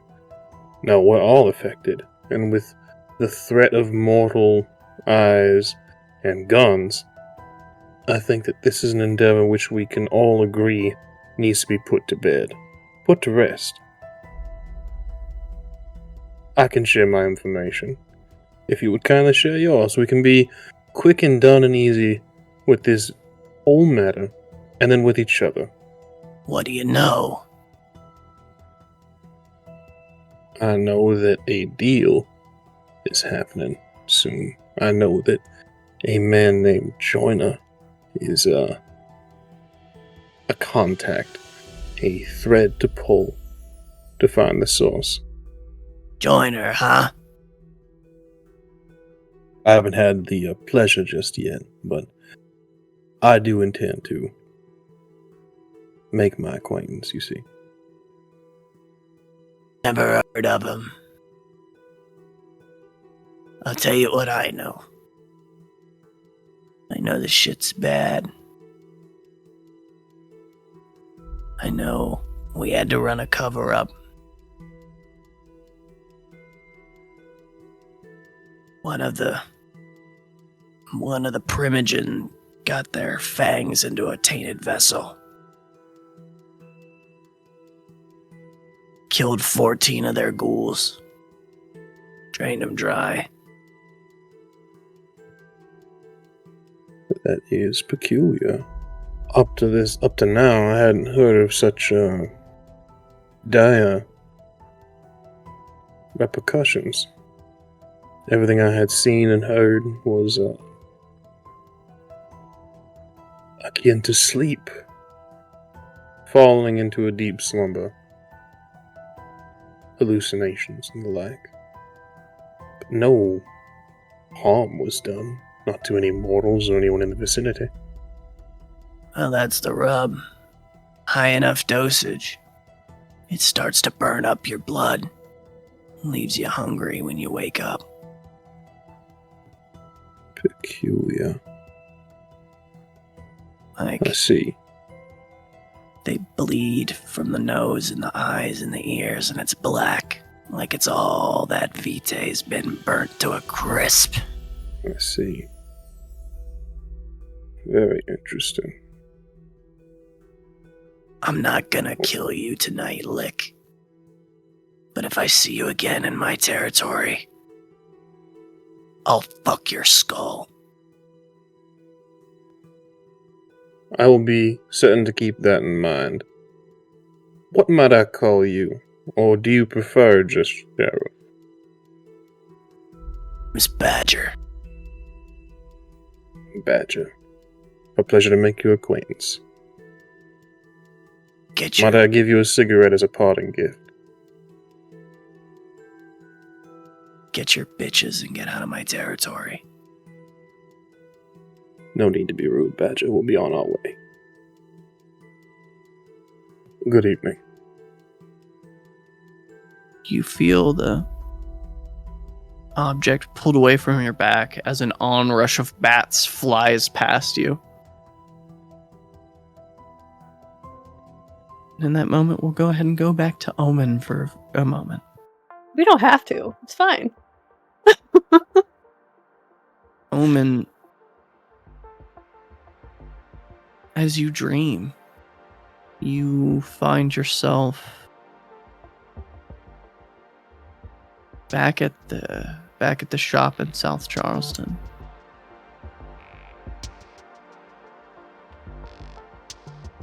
You see this hulking black werewolf with blazing green eyes stooped over top of your body, getting ready to tear down into you before you hear a blast of a gun.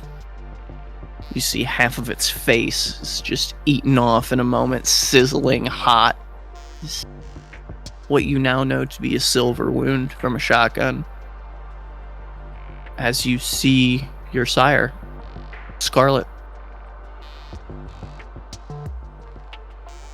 with a shotgun in her hand, levied up, and you see the almost 1.5 foot long claws beginning to grow out of her hand. Is Omen aware of himself? Yeah, you're sitting at the front desk looking at the version of you that is bleeding out on the front room floor. And can he move? Yeah. He's gonna go try to move himself. You reach down and grab yourself and begin to pull your body, seeing the absolute havoc that is happening in that main room. Things you don't remember being conscious of seeing. You see Scarlet carves a hole in this thing's chest with her claws and then just stuffs the shotgun barrel in it and pulls the trigger twice, blowing massive chunks out the backside. As you pull yourself away, version you on the floor just reaches up and puts a bloody hand on your face. We never were very good at saving ourselves, were we? No, we never got out, no. Not yet. You should have just gave up, man. Is all Yeah. this worth it? I don't know anymore. Think there's any way to know, man. You fucked yourself. You made a bad call, and now you gotta dig your way out. You've been sitting for too fucking long, man. You got lazy. You got bored. You're gonna get me fucking killed again, you bitch. At least you'll stay dead. But I won't, will I? I'll just die and wake up tomorrow. Yeah. The shitty cycle that we're stuck in. That we've been stuck in since the day we were fucking born. You got the power to change it. You just ain't got the will, old son. like a dog on a leash. Yeah. But at least we know what we are. You could be so much more. Yeah, but there's what could be and what is. You know, the only thing that separates the two of them things? How much of a fucking pussy you've been. Yeah, maybe you're right. Or I to don't know care, where all though. this is coming from. All this vice. Take my hand. I'll walk you down to the river and we'll take a swim. It's a long way down to the bottom of the river. Yeah, we definitely haven't hit it yet.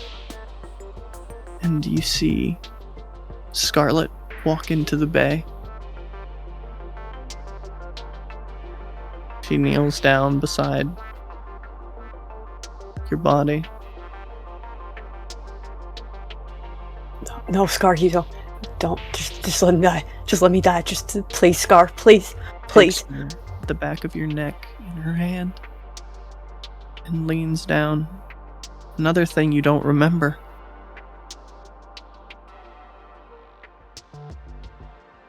Do you want to survive?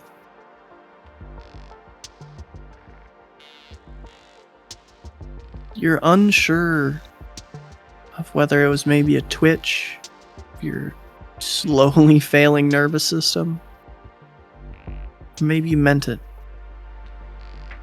You see yourself nod. She takes your life.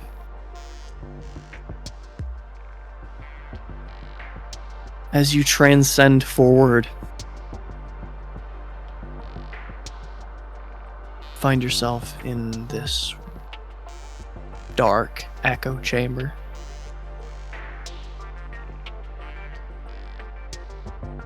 And you see your uncle standing with his arms crossed.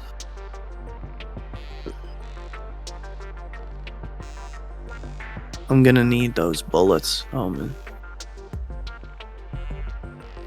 I know, I'm getting to it. Just the Owen, orders I we don't have time to dick around with you, boy. There's only one me. Uncle, I can only keep up with so much. I'm doing everything I can. Reason we don't just fucking kill you is because you're my goddamn nephew. And there's somehow worse shit out there than you. I'm good at what I do. So make the fucking bullets, shut your mouth, and get them to me by tomorrow night. You got it. I'm trying to love you as best I can. And you're making it real difficult for me, boy. Sorry, sir.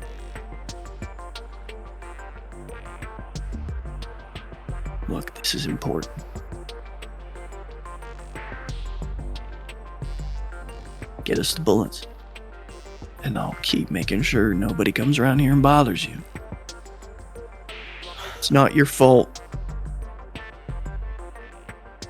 There are needs that have to be met. Do you understand? I know. I'm not trying to make excuses. I'm doing as much as I can with the time I have. Right? There's only one me. Maybe if we get, I could train someone else to do it as well. But it's not safe. You know that. People can't know about this. Okay. I'll get on it, sir. It'll be done. Well, I got a package coming here for you. It's got the silver that you need. The boys want to try out a new round, so I've got molds for that coming in as well. Yeah, I'll test it out. Make sure it works before you guys go in there. It's the last thing we need. Yeah, well, these ones that we're playing with now, they got a liquid silver core. I think it's gonna make our job a lot easier. Yeah, just got to make sure that it doesn't hit on impact. Just like a micro explosive. This one. I'll make it happen. I'll make. Yes, you will. Yeah. And you know I hate saying this, son. But if you don't make it happen, then it's you on the chopping block, because there ain't nothing I can do to protect you once you stop being useful to these guys I work with. It's been made more than clear. Oh God. Yeah. Alright. Your mama said hey? I'm keeping her away. I know it's messy. Is she okay? She misses you, but what are you gonna do?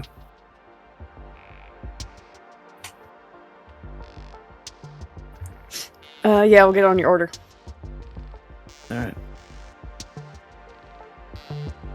Well, I got to get Rita's making a tuna casserole, and if I'm late, she'll fucking kill me. Have a good night, sir.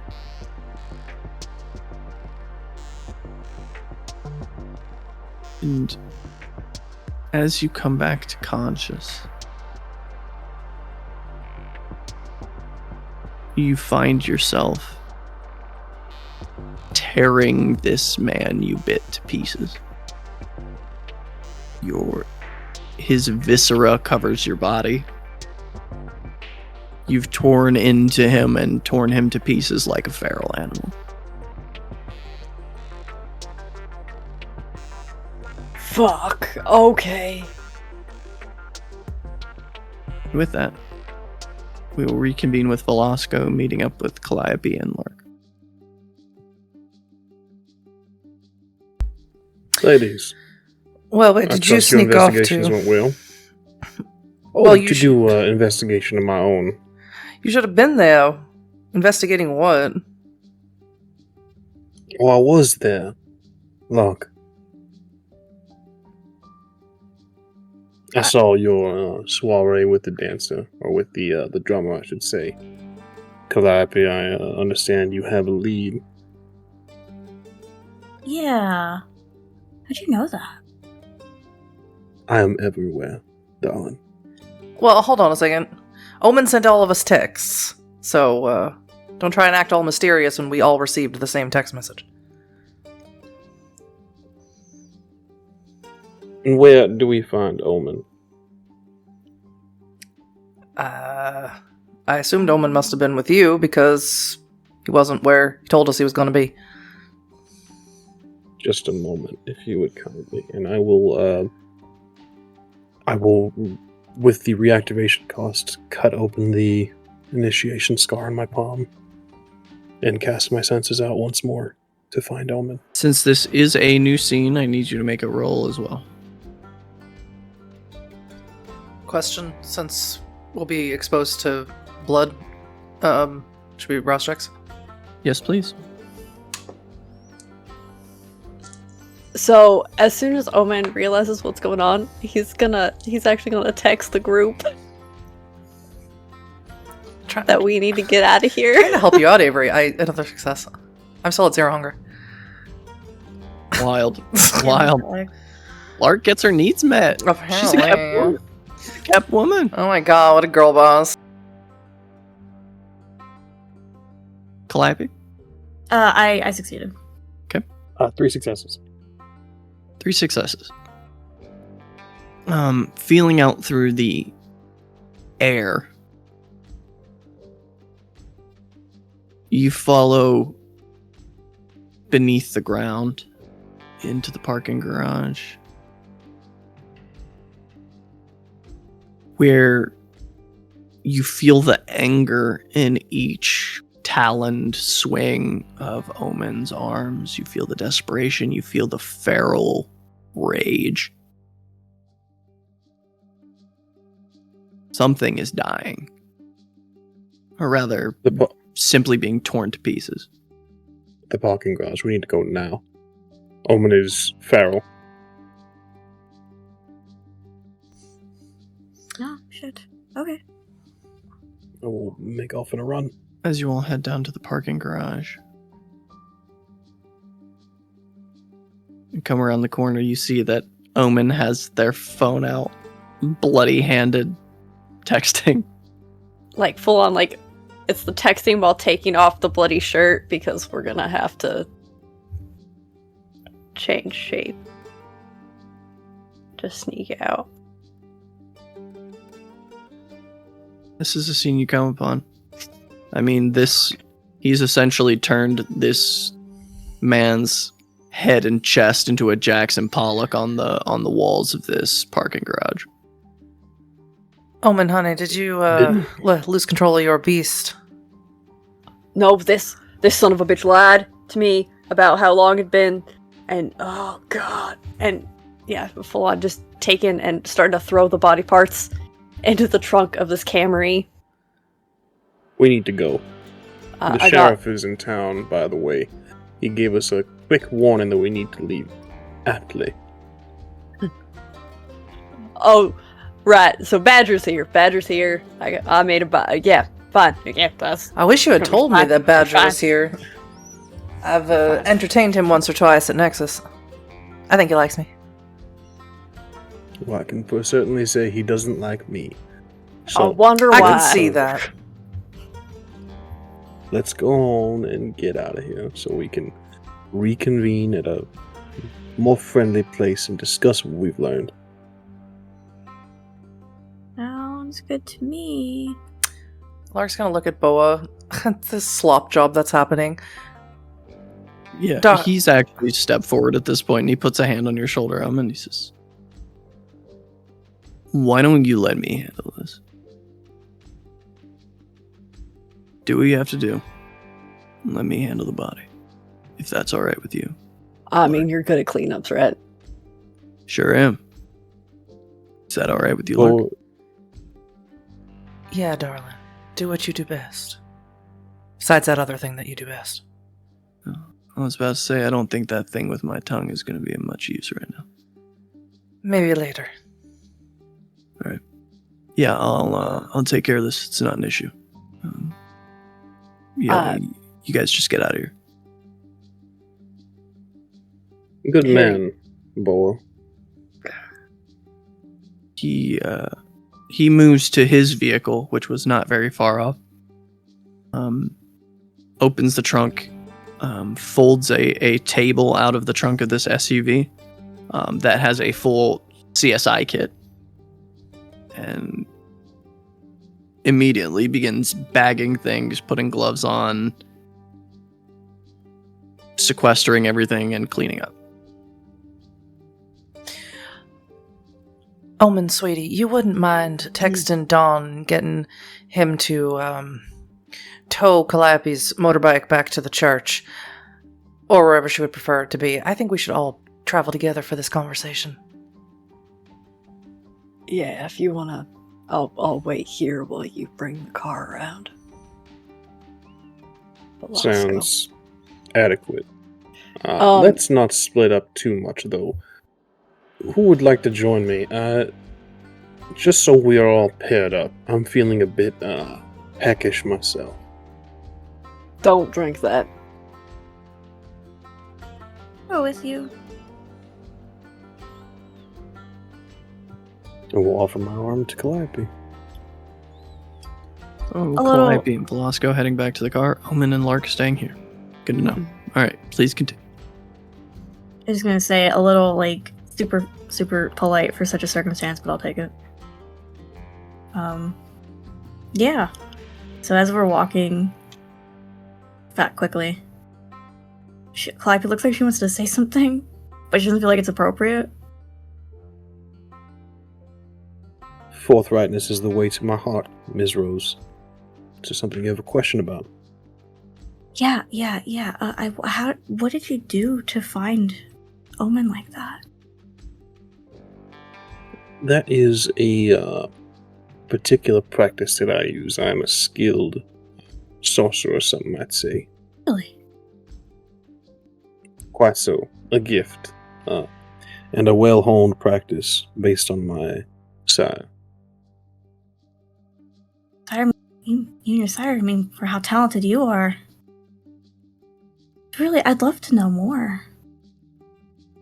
Perhaps we might have that conversation in more private circumstance. Yeah. You grab the vehicle and begin back. Omen and Lark. Lark's gonna grab onto Omen and sort of move him away from the scene as much as possible. Puppy dog, you know how much I like you. You are my favorite. Why on earth would you drink the blood of it? I understand that Calliope is very soft-spoken and maybe she's only enchanting when she's doing her DJing, but did you not listen to her story about what happened when she partook? He said it'd been a couple days. So? You know what? Kindred No. lie. So do humans. Yeah, I thank you, sweetheart. I figured that out. Yeah. Well, figure this out real quick. People who do drugs lie a lot. Would have never guessed. Never had to deal with that before. You know when I'm joking and when I'm not, Omen. I know. Do you still feel it inside of you? I feel some sort of way about what just happened, yeah. Does Omen actually feel any... Yeah, mechanical question. Yeah. Yeah, no, your fingertips are still buzzing. There's still that sensation of static in your mouth. I feel like I ate a battery. Well, hold still. This is not going to be very pleasant. And I'd like to use Extinguish Vitae because these two aren't the only sorcerers at the table. Oh, yeah. Whoa. Let her rip. Yeah. I just punch stuff real good. My daddy taught me how to do blood magic. Oh, I got hungry. My mama taught me better blood magic. Well, that remains to be seen. I'm hungry. Finally, one hunger. My mom's better than your dad. Alright, the silence for that 0 hunger. intelligence, blood versus stamina and composure. I will also rouse. Ooh, I'm hungry again. I'm at 2 hunger. Uh-oh. Uh-oh, it's all happening so fast. Are you resisting this, Omen? I have to know. Does he know what she's doing? I don't think Lark has ever shown you her skills as a blood sorcerer. No, he's seen me do Corrosive Vitae. Uh-huh. Well, that is true. So maybe. I can't see. These glasses are too dark. 5 successes. 5 successes. Omen, are you resisting? Yeah, Omen's resisting. That is stamina and composure. Now, see, my daddy may have taught me blood magic, but I ain't a good student, and I ain't very smart. 4 successes! Okay, 4 to 5, so it's a margin of 1 in Lark's favor. Yep. So you are going to take a level of aggravated damage. Yep. And your hunger increases to 1.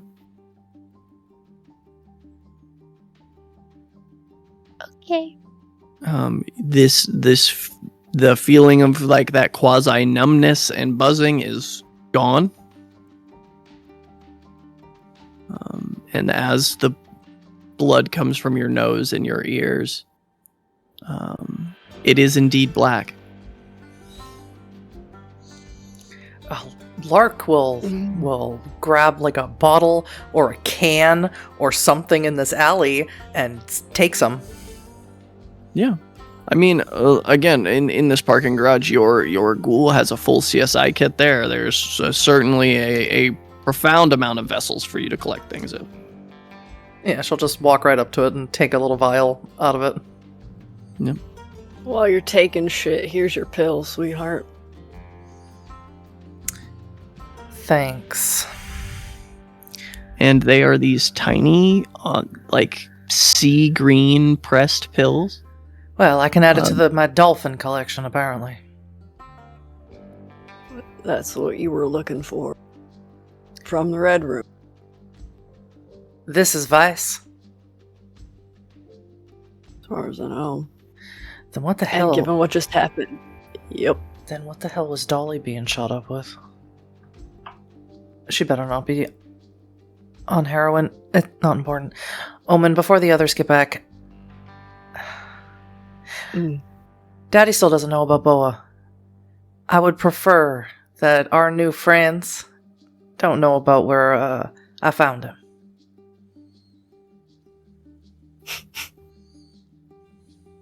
That is the least concern.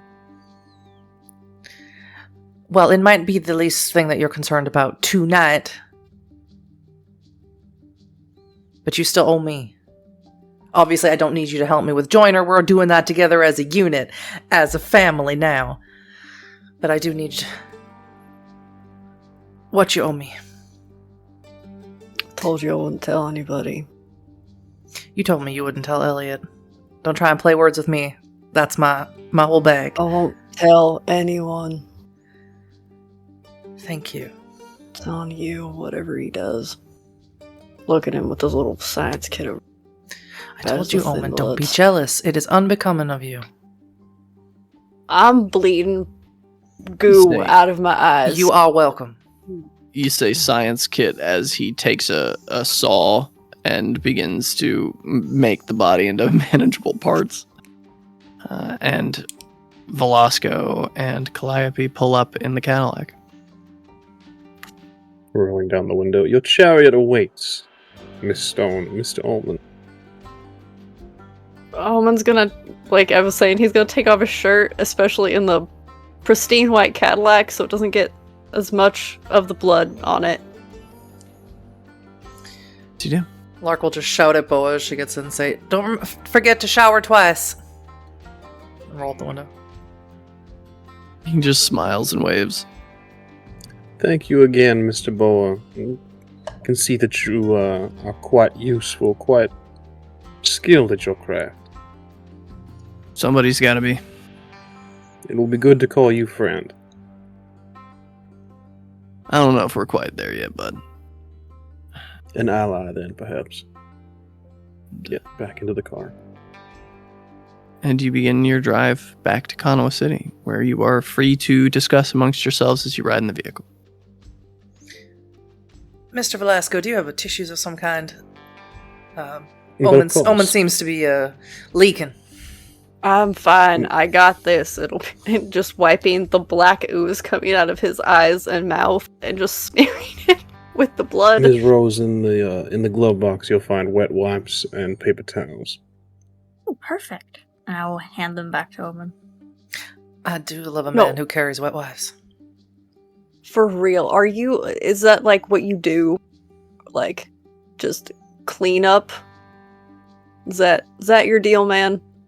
I take particular care of all things and personnel in my care. As of now, you are all in my care. I take care of Wasn't myself. that sweet? I'm just here and just gonna start wiping just a fistful of wet wipes and just doing what he can to clean up. Because So- it's probably real bad. New friends, what have we learned tonight? Well, so there's the person who deals Vice, Joiner, who's a name I've heard before, is going to be at Nexus tomorrow night. I've met Joiner.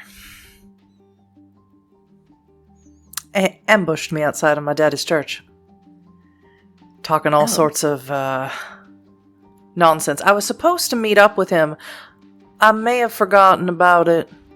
I may have gotten a little wrapped up with Boa. Literally and figuratively. But he's threatening my daddy. Mr. Joyner is threatening the minister. He's threatening the Baron. That is correct. And no, I haven't told him. Adorable. Believe it or not, I don't tell my daddy everything. That is good to know, Miss Stone. Omen, how are you feeling? Like I got electrocuted, ate it, and then kicked my own ass. So that's where we're at with that. That does sum up about what Mr. Badger had to say about a incident with one of the Primogen, I suppose. Said apparently, according to the dosage, we find ourselves in a strange situation. Unlike Mr. Rose, who had just an experience with hallucinations, this is the result of a higher dosage. Yeah. Like, the dude said it'd been a couple days, and apparently either he lied, or it's that it's not getting out of their systems once they take it, which that's fucking concerning. That would be a problem. A big enough problem for the Primogen to have killed several mortals. A big cover-up had to be done. Pardon my ignorance, Calliope. I only know stories, and as I've told people before, I'm not one much for stories. I like to get in there, tactile, feel around and things. Aren't your kind supposed to be the ones who mess around with chemicals and blood and things like that? You making something like this seems to be your territory. Well, my kind mostly deals with magic. Doesn't seem very magical to me. Oh. Then it's those people who work in your shop, Omen. Those people. I always get T words. I get them confused. It's Dawn. You know it's okay. Yeah, no. I'll ask him about it. Especially if something's been going on there. I mean, we already kind of talked. We were going to check out with the Red Room, but, you got tangled up. I did, and you are welcome to join us anytime, Omen. No offense. He's not my type. That's alright, you can watch.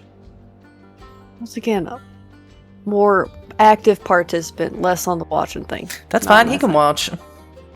I'm not picky. We'll see. What happens? You mentioned the Red Room. Is this connected? That's where I was supposed to meet Joyner, when he ambushed me outside of the church and started making all sorts of vague threats against my daddy. He told me to meet him there. I don't venture much inside the city. Is the Red Room within Camarilla territory? No, it's Anarch territory. Well, perfect. We can find Mr. Joyner sooner than tomorrow if we so choose. Well, or we can wait for him at the Nexus. You see, Brandy said that he'd done been run out of the Red Room. Well, that is unfortunate for us and Mr. Joyner then, I suppose. Yeah, my guy said he bought it off Joyner a couple days ago at the Red Room. But once again, that son of a bitch is a liar, so what do we know? Well, he's dead now, so he won't be telling much more lies, will he, Mr. Ullman? We'll find out. You've done this world a service. Have a smile about it, won't you? What service? I didn't get much out of it. What service has Omen done? Killing somebody? World could do with less lies, Miss Stone. I couldn't agree less. A difference in philosophy, I suppose. Something like that. Lying is a skill. It's a talent. It can get you really, really far. Like, up on stage with someone who wishes they were Creed.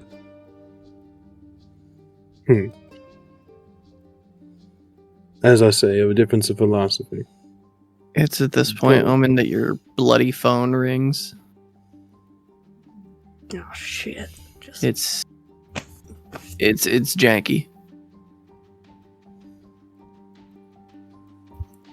Answer the phone. Hey, what the fuck, man? Badger just fucking called me. What the fuck did you get into? Why are you talking to Badger? He fucking texts me sometimes. I never text him back. You can check my history. I want to see what's on your phone. I don't need to know what kind of shit you get into or who you get into. I bet you like Yowie. What? Don't worry about it. Anyway, just Badger wants to know why he heard you talking at a bar and I didn't tell him nothing because I don't tell him shit. But I figured Janky, that- I need you to just get to the point of what you're trying to say here. I just want to know if you're okay. Why? You know why. Thought we were like buddies. I'm not fine. I'm gonna be real. I'm not fine. Well, you I don't never know what's are. going You're on. depressed. You need to get out more. You know what, Janky? This is not the fucking time for you to take and talk to me about my mental health. I'm gonna be right now. Do we hear Omen saying Janky over and over again? Yeah. There's a reason. Lark wants to take the phone. Oh, if Lark goes to take the phone, I'm gonna let her. And she's like, Janky Peterson, Well, hey, Miss Lark. what the hell are you doing? Upsetting Omen. Oh, I wasn't. I was just asking him how he's doing and why my sire's texting me and telling me that, you know, he's you guys are kicking around over in Cabrera New territory. damn phone number now. And then I was telling him that I don't tell Badger shit because he was worried about me telling Badger shit, but I don't tell Badger shit. So Janky Peterson, is Badger your sire? yeah, I he doesn't like people to know because I came out looking like, you know, a normal human fucking being. Well, if that's what you say. I did hear somebody talking about you, saying that Badger had a child who didn't look like him. That must be you, Janky Peterson. Yep, that's me. Proud. I'm not proud of him, but I'm proud that I don't look like, you know, him. Surely. Well, if Can you you want to imagine? go ahead and give me Badger's number, go ahead and text that to my phone. Oh, he gets a new phone every night. It'd be no use, really. That's wonderful, Janky Peterson. The next time he texts you, you text it to me right away. All right, I could do that. And when but, Omen is telling you to shut up, you shut up. all right, that's fair. But I need a favor in return. Oh, Janky. Do you know how long it's been since I've been waiting for you to ask me to do you a favor? Oh, not like that. Last time was last time, and it was real fun and all. But this ain't that. What you want, Janky? I need you to look into some stuff going on over there. In Conway City? No, other side of the river. Everybody always sending me to the other side of the river. What you need? There's supposed to be a big thing going on at Nexus tomorrow night. She'll just like directly look at Calliope. Look, Calliope can't hear the conversation. Look, I think Really? my sister is in some trouble. I saw her. She's I don't know. She's acting funny. Remind me what your sister's name is, Janky. Sarah Peterson. It is my real last name. I always just say it just in case people didn't know. They thought I just No, I made it respect up. that, Janky. Stone's my real last name, too. All right. What's going on with Sarah? I think she's getting fed on. And what exactly would you like me to do about that? I just want to know who so I can talk to him, give him a real stern talking to. I don't know, maybe punch him a few times. So you don't want whoever's feeding upon her, or feeding her, to be taken care of. You just want to know who it is. I mean, I'll make it right on my own terms. You know, my daddy used to always say if a man don't do his own dirty work, then he ain't a man. I have heard about so many dumb daddies today, I think I've hit my quota. I'm sorry, my daddy was real stupid. I imagine that's a common occurrence for you every night. But I will check in on Sarah. Me and my coterie will check in on Sarah. Don't you worry about that. The next time Badger texts you, you text immediately either myself or my good puppy dog. Deal's a deal, Miss Stone. You have an excellent night, Janky Peterson. All right, I'll talk to you later. Can you hand me back to Omen? She hangs up. All right. So what did you just agree to? Well, we're already For going to be at me. Nexus to check in on Joiner, and we need to check on Janky's sister. Someone's feeding on her. Okay. What's a Sit. janky? I ask myself that question every night when I wake up, and somehow he's always there. Janky Peterson Like a goddamn boogeyman. is the child of Badger. However, he's that motherfucker? However, he is just what's the word, Omen? That funny word for what he is. I got a lot of funny words for what Janky is. Yes, but we don't have all night. Caitiff. Caitiff is the technical term. Lion, limp dick, fuckhead is the one I'm going for, and it is one word. I'll fight and die on that hill right now. Let me see if I can understand this properly. The Camarilla sheriff has a caitiff child. Indeed, he does. Yeah, I Is got this to hear all common about him knowledge? from Janky.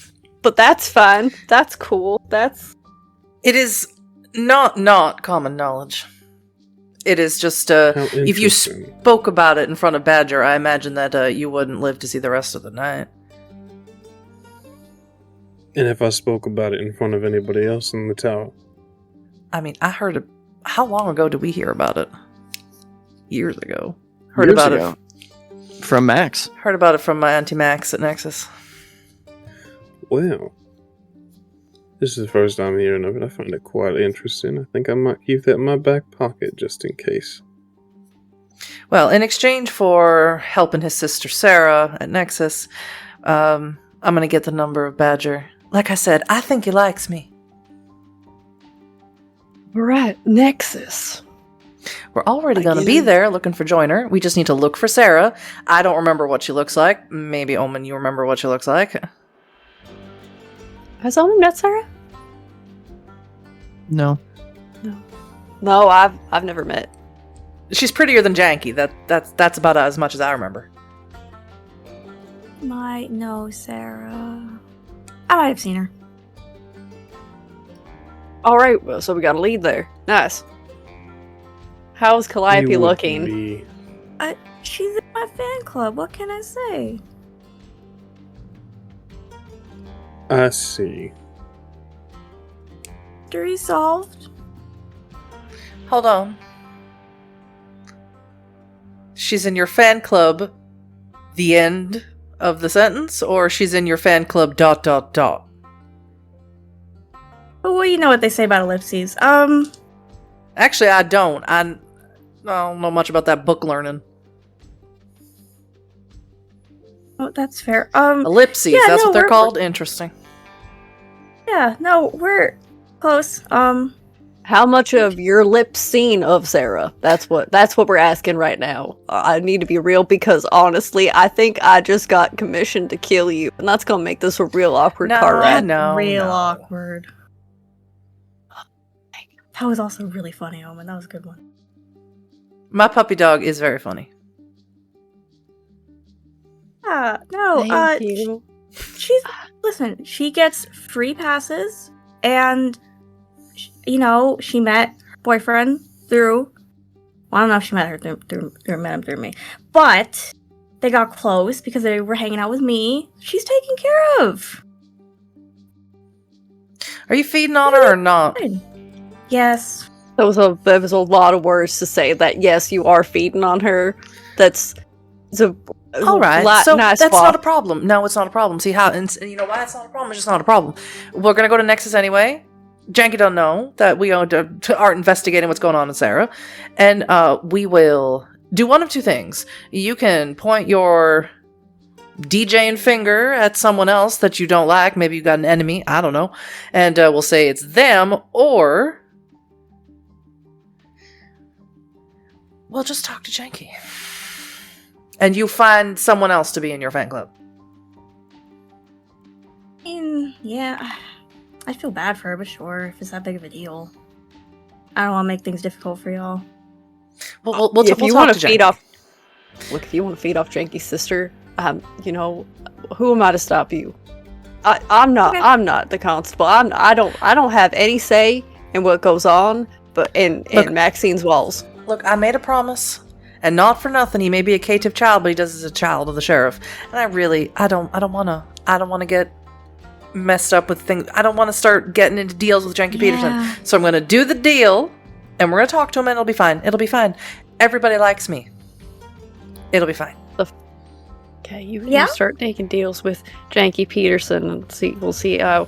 Look, I like him. Don't any. That doesn't leave this car. Right, this is important to me that no one lets him know. It's gonna get messy. Just laying that out right now, just so we can look back on this moment. All right. Okay. You pull down the dirt road into the parking lot, which is more just insanely tall grown grass that has spaces where people park their cars. And a few, maybe 20 minutes later, Don pulls up with the motorcycle in the tow bed. Doesn't even stop to say hello. He's on another call already, waves out the window.